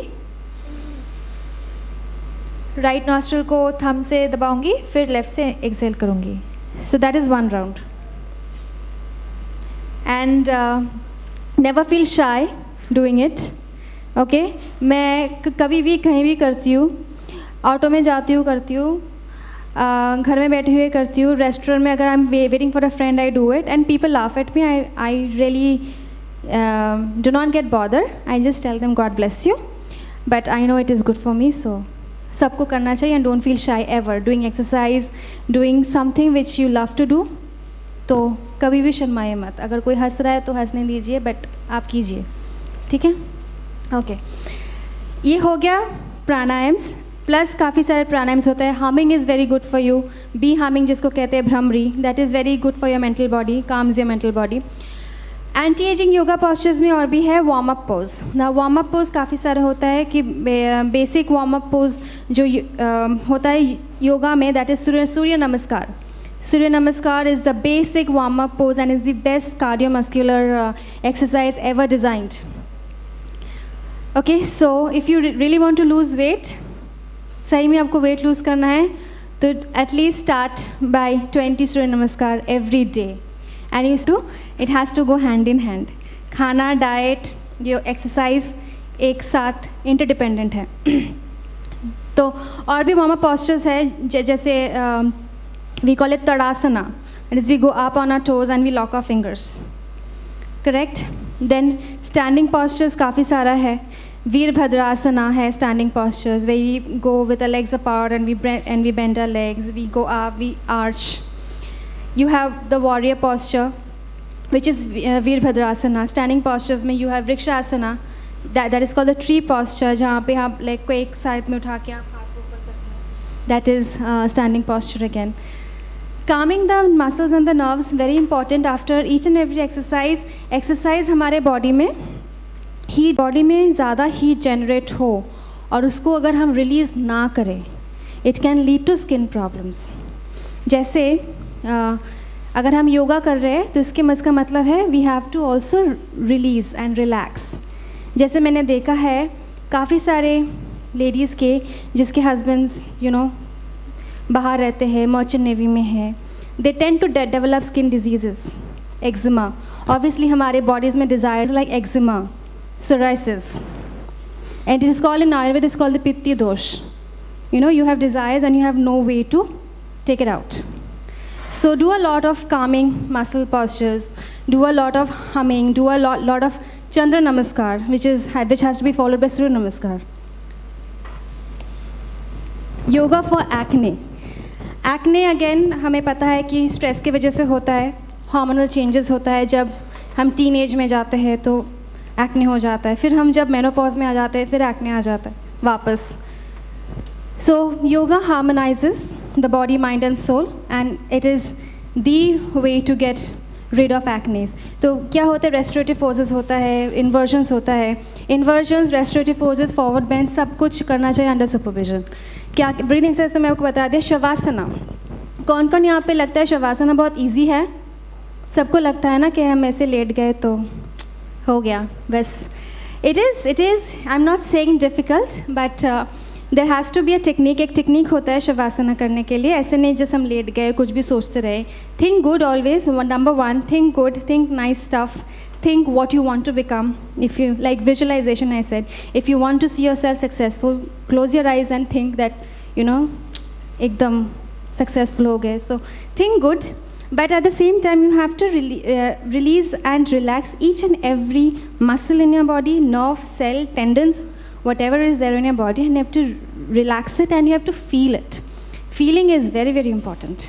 Getting connected to yourself is very very important. तो आप कैसे feel करते हो? आप लेटते हो, आप पूछते हो अपने टोज को, पूछते हो कि इज इट रिलैक्स्ड. एंकल्स को पूछते is it relaxed. calf muscle, knees, thighs, hips, abs, chest, throat, lips, teeth, tongue, everything in your body has to be relaxed, and you have to constantly ask yourself, अपने आप से पूछिए कि relax है कि नहीं. Until unless सब कुछ relax हो जाए, then only you are doing Shavasana. Shavasana you can extend till 5 minutes every day, preferably if you have a soothing music, because music helps you to connect. वो अच्छा है, नहीं तो you can just think something good, but important, feel yourself and think good. Always think good. It has lot of energy. Okay, Matsyasana, ये जो आसन अभी यहाँ पे दिखा रहा है Matsyasana, initially at a beginner's level don't start with this. Okay, आप ऐसे ही just leg को forward करके you can just go back, rest on your elbows and you can look up. That is also Matsyasana. लेकिन आप ये मत अभी try कीजिए. ये होता है जब आप elementary level में जाते हो, intermediate level पे जाते हो, तब आप Matsyasana ऐसे कर सकते हो. Kapola Shakti Vikas is similar to Udana Pranayam, like you inhale through your nostril and you exhale through your mouth. But this time आप जब exhale करते हो अपने mouth से, तो आप अपने nostrils को hold करते हो, like hold, exhale. That is Kapola Shakti Vikas, which is very good for acne. Acne के लिए काफ़ी सारे और भी exercises है, जैसे you have Shitali Pranayam, like where you form a tunnel through your tongue. We inhale through our mouth, exhale through our nostrils. So it has a cooling and soothing effect in your body. Cause of inflammation. Inflammation again stress की वजह से होता है. Stress is one major reason of every problem on this earth, I suppose. So it is very, very important to stress manage your stress. नहीं लेना है stress. बस decide कर लो नहीं लेना है. नहीं मुझे नहीं लेना है. कुछ भी कर लो. I don't want you in my life. Toxins. Cigarette पीते हैं, पोल्यूशन है, बॉडी में ऑक्सीजन की डेफिशिएंसी हो जाती है, ऑब्वियसली इन्फ्लेमेशन होगी बॉडी में. बॉडी में बेसिक प्रॉब्लम्स होता है स्ट्रेस, ऑक्सीजन की डेफिशिएंसी, ब्लड सर्कुलेशन ठीक नहीं हो रहा है, प्रॉब्लम्स होगी बॉडी में. तो योगा इन तीनों चीज़ों को ठीक करती है. हम जो प्राणायाम करते हैं, it is basically to pump in more oxygen in your body, body में ज़्यादा ऑक्सीजन डालना. सूर्य नमस्कार टू फाइट इन्फ्लेमेशन. किसको पता है सूर्य नमस्कार यहाँ पे? इतने लोगों को पता है. Who will volunteer to come and show? कोई नहीं. Come on, show your talent. It's a good thing. Come come come. Yes, the lady in blue, look here. Come come. Don't feel shy, as I said. कोई भी हंसे, just do it. Close your eyes if you want to. Come. Can we all clap for her? कोई बात नहीं, बहुत time के बाद अभी आप करोगे, फिर आपको फिर से दोबारा वो मोटिवेशन आएगा, फिर आप कल से शुरू करोगे. याद है आपको?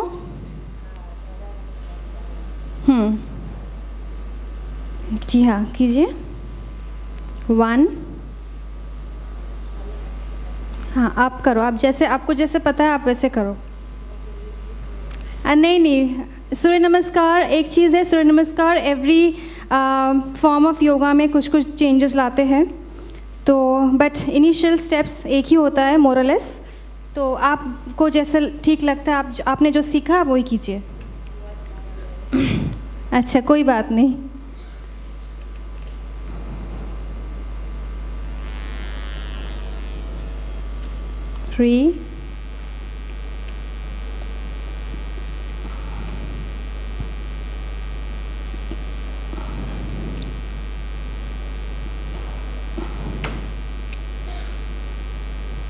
Do we all follow? Yeah, it is similar. हमारे ट्रांसफॉर्मेशनल योगा में एक ही चीज़ होता है. We just start with a small little prayer like Om Shri Ma Surya Namaha, and at each and every posture we exhale. जैसे उन्होंने किया 1, so we do 1. Then we go down, we do 2, so we exhale. Excel में क्या होता है कि जब हम सूर्य नमस्कार करते हैं, it creates a lot of heat in your body आप बहुत जल्दी टायर्ड हो जाते हो because it's a strenuous cardiomuscular exercise. तो इसलिए बॉडी में ऑक्सीजन होना बहुत ज़रूरी है। So we exhale to pump in oxygen in body so that you can do as many Surya Namaskar you want to. जितना हो सके आप कर सकते हो, इसलिए बॉडी में ऑक्सीजन जाना बहुत इंपॉर्टेंट है। So we exhale. Surya Namaskar, thank you so much, thank you. Surya Namaskar हमेशा फॉलो होता है चंद्र नमस्कार से। चंद्र नमस्कार अगेन क्या है, जैसे सूर्य नमस्कार बॉडी में हीट जनरेट करता है, स्वेट आती है बॉडी में, चंद्र नमस्कार बॉडी को कूल करते हैं। In the sense like same postures we go one and we do humming like we go down to actually in my form of yoga, at each and every posture we meditate on the pain. Because if you meditate on something, you see it's releasing. If you meditate on the pain, you will see it's releasing. फिर उसके बाद हम कपालभाति करते हैं एक ही exercise में, फिर उसके बाद हम हमिंग करते हैं to calm down our mental body.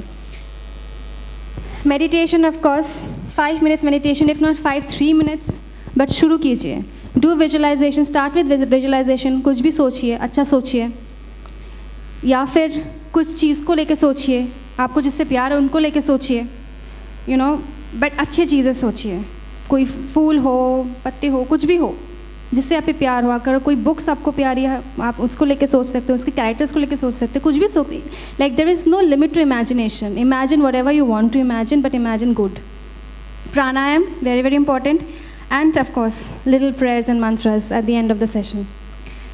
यहाँ किसी को पता है कि फेशियल योगा क्या है? फेशियल योगा किसी को पता है?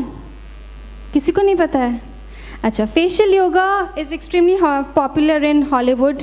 वहाँ पे people are crazy facial yoga. तो फेशियल योगा क्या करते हैं, हमारे स्किन को, फेशियल स्किन को टोन करते हैं। जैसे पूरा योगा हमारे बॉडी को टोन करते हैं, वैसे फेशियल योगा हमारे स्किन को टोन करते हैं, हमारे स्किन, हमारे फॉरहेड को स्मूदन करते हैं, चीक्स को फर्म करते हैं, यू नो, क्रोज फीट जो होता है आँखों की कॉर्नर्स में, उनको ठीक करते हैं, नेसल लेबियल फोल्ड्स को लिफ्ट करते हैं, ये चिन और नेक जो सैग हो जाता है विद एज, उसको ठीक करते हैं। तो the first facial yoga can we all try, it's very easy. मैंने सब ईजी दिया है। To smoothen your forehead, surprise me look, like you remember the Sushmita Sen look? So we can all do that. Surprise me. So this smoothens your forehead. Get cheeky to firm your cheeks. So you just fill in your mouth with air. And you can also play with it. You can shift the air from right cheek से left cheek तक आप shift कर सकते हो air को, like ये आप कभी भी कर सकते हो। आप वॉशरूम में हो, आप खाना पका रहे हो, आप टीवी देख रहे हो, कर लो। Then you have crow's feet to remove, like you pull up the muscle round the corner of your eyes. आप ऊपर खींचते हो मसल को, हाँ, yes, crow fly away. Puppet face, puppet face in the sense आपकी जो nostrils के corners में जो नेसल लेबियल फोल्ड्स होते हैं उनको ठीक करना है। That is you pull up the muscle again up and you hold till 10 counts. जितने भी आप कर रहे हो वो सब 10 काउंट्स तक होल्ड करना पड़ेगा, एक्सेप्ट फर्मिंग चिक का जो मैंने बताया। This you can do till 100 times, 150 times, shifting from one cheek to the other. Baby bird, neck और चिन का जो सैगिंग होता है उसको ऐसे ऊपर खींचना, लाइक जॉस से लेके ऊपर तक हम उसको ऊपर खींचेंगे, लाइक खींचेंगे। You know, just stretch your arms and you can go up.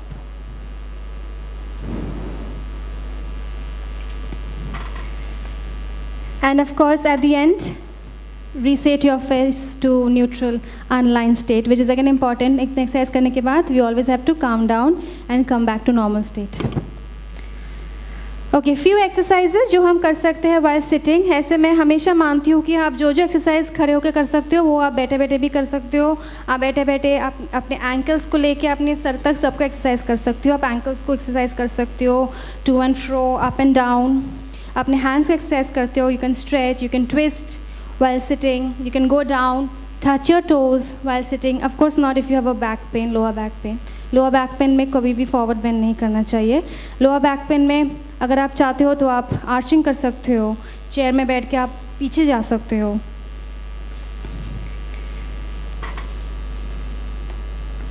Yoga while sleeping, yoga निद्रा का मतलब सो जाना नहीं है, बिल्कुल खराटे लेके। योगा निद्रा is important that you sleep, but you sleep being fully aware. आपको पता है कि आपके बॉडी में क्या चल रहा है, आपको पता है कि आसपास क्या हो रहा है, बट आप लेकिन सो रहे हो। तो ये आता है, इट्स डिफ़िकल्ट। योगा निद्रा आप एकदम एक दिन में नहीं कर पाओगे, थोड़ा सा टाइम लगता है टू नर्चर दिस आर्ट।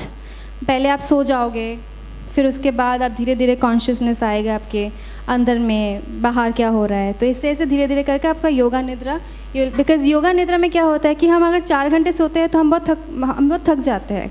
वैसे generally I am not promoting to sleep for 4 hours, आपको एटलीस्ट 7-8 घंटा सोना चाहिए, but I am saying in general 4 घंटे सोते ही हम थक जाते हैं, सुबह we can't open our eyes. But अगर आप योगा निद्रा करते हो तो अब थकोगे नहीं।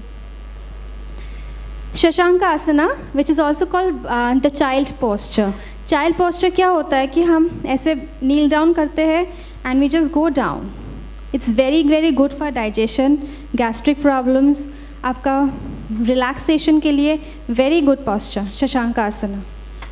इसका काफ़ी सारे वेरिएशंस भी होता है, सब पोस्चर्स का वेरिएशंस होता है। एंड ऑफ कोर्स योगा को इंटरेस्टिंग बनाने के लिए काफ़ी सारे वेरिएशंस आ रहे हैं, काफ़ी सारे चीज़ें, नए चीज़ें डेवलप हो रही है। Like I am coming up with yoga dance therapy, जहाँ आप डांस और योगा को एक साथ कंबाइन करके and you flow from one posture to the other. In my class, it is not only about holding a posture, but it is also the flow, the transition एक posture से दूसरे posture तक. That is also important. So that when you are standing, you're going down, you're going back, you're going up. So you're not just going up and then going down. You're flowing from one posture to the other. That is very, very important, to flow. And yes, of course, yogic meditation, the key to peace and happiness. So आप लोग शुरू कीजिए at least 3 minutes yogic meditation से, and then 5 minutes और योगा तो ज़रूर शुरू कीजिए। And it was really nice interacting with you people. आप बहुत अच्छे रहे, and thank you for your participation. अगर कोई भी किसी को कुछ भी प्रॉब्लम हो, कुछ भी क्वेश्चंस हो, आप प्लीज़ मुझे बेझिझक पूछिए। किसी को कोई क्वेश्चन है?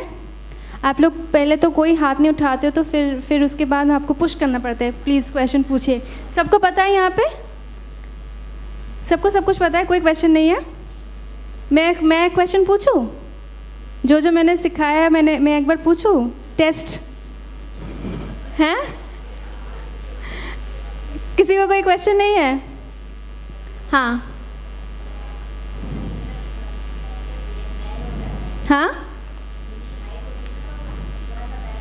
Postural problems. तो और बैक में पेन भी होता है, तो उसके लिए कौन सा योगा करना चाहिए? उसके लिए पहला है अलाइनमेंट ठीक करना। अलाइनमेंट का मतलब होता है कि अगर हम शोल्डर्स है, अगर हम एक्सरसाइज कर रहे हैं, शोल्डर को ऐसे नहीं रखना है। Shoulder has to be aligned and पीछे ऐसा नहीं होना है। That has to be a conscious effort कि हम शोल्डर को स्ट्रेट रखेंगे। जब हम बेंड होते हैं, नीज़ का अलाइनमेंट जो होता है, you know, our knees should always be over the toes के ऊपर होना चाहिए knees.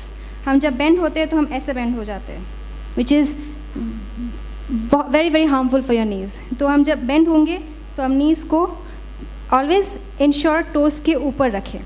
Knees should be over the toes और जो मिडिल फिंगर है उसके बीच में होना चाहिए knees. That is the correct alignment. हिप्स always in place, and we have this habit of protruding a butt. ऐसे हम निकाल देते हैं, कुछ भी करते हैं ऐसे निकाल देते हैं, तो that is not the right way. Pelvis always parallel, butt in. It's not like this, it's in. That is the right posture. Spine को straight, यहाँ पे जो curve है, it is a slight curve. Spine के यहाँ पे एक curve होता है, पीछे एक curve होता है. That is again the correct alignment. Neck straight, this is straight, small curve here, and the spine is straight. Spine is not like this. हम कभी इसको ठीक करते वक्त हम we go out. No, This is again stays in place. This is stays in place. Your spine is straight, small curve here, small curve there. Understand your body, feel your body. Your body will talk to you. So you need to listen to it. Be observant and listen to it. देखो क्या वो क्या बोलना चाहते हैं वो. Thank you. Thank you. हाँ? Heart brokerage की अच्छा क्या है आपका कुछ प्रॉब्लम है? अच्छा क्या होता है उनका वैसे? हाँ अच्छा ब्लॉकेज. अच्छा पहले तो हार्ट ब्लॉकेज के लिए कोई भी कार्डियो एक्सरसाइज नहीं करना चाहिए. लेकिन आप जस्ट नॉर्मल सिंपल स्ट्रेच से शुरू करना चाहिए जहाँ पे ब्लड सर्कुलेशन इंक्रीज़ हो, ब्लॉकेज को धीरे धीरे वो क्लियर हो जाए. हाँ सो ब्लड सर्कुलेशन खोलना है आपका. मेडिटेशन बहुत इम्पॉर्टेंट है. मेडिटेशन अपने बॉडी में जाना एंड आस्क हिम जिसको जो भी प्रॉब्लम है ना please do visualization. It really works. मैं अपने सब स्टूडेंट्स के साथ विजुअलाइजेशन ज़रूर करवाती हूँ at least for 2 minutes. Visualize your self as healthy. Visualize your self without heart blockage. आप खेल रहे हो, कूद रहे हो, visualize. It has lot of power. ठीक है. And of course please ask him to join a proper studio and tell him what all problem he has so that you know वो उनका सीक्वेंस एंड रूटीन उनको दे क्या क्या योगा करना चाहिए. But simple stretch to start with जहाँ पे blood circulation increase हो बॉडी में. All right. Hello ma'am. हाँ जी. सबका पेट क्यों निकल जाता है, कम कैसे हो जाता है? क्या पेट क्या? अच्छा टमी कम करना होता है. काफ़ी सारे एक्सरसाइज होता है. It has to be combination of exercises. तो आप सब योगा कीजिए, आपका पेट अपने आप कम हो जाएगा. कौन सा योगा करना चाहिए? कौन सा योगा नहीं, आपको योगा इन जनरल करना चाहिए. इन जनरल आपको योगा करना चाहिए. सिर्फ एक पोस्चर से कम नहीं होता है. It has to be a combination of postures. Okay. All right, I will be there during lunch. You can all come up to me and ask me whatever questions you have, and we'll wrap up today. And thank you so much for being such a brilliant audience. Thank you.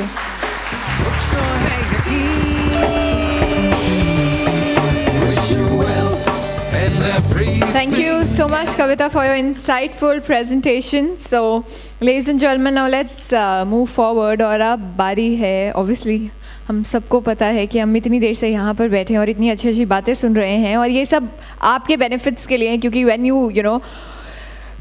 when you will put these kind of products in front of your customers, with that giving them right kind of knowledge is also important. When they'll ask you about diet, about exercise, about how to use and apply them at what time, how much quantity, so these kind of things we will be discussing later. पर आज आप सबको ये knowledge देने का motive यही था कि आप जो भी प्रोडक्ट्स इस्तेमाल करें उसके बारे में आपको एक तो ऑब्वियसली नॉलेज हो, उसके बारे में ये भी पता हो कि ये क्यों हुआ है. अगर ड्राई स्किन है तो ड्राई स्किन क्यों हो रही है, और खा रहे हैं या फिर ज़्यादा तेल वाली चीज़ खाते हैं या फिर हम ज़्यादा नट्स खाते हैं तो उससे हमारी स्किन को क्या प्रॉब्लम हो सकती है. As we all know, if we have nuts in large quantities, they'll obviously give us pimples, they'll give us rashes and stuff like that. So ladies and gentlemen, our motive was just to, bring in front of you things related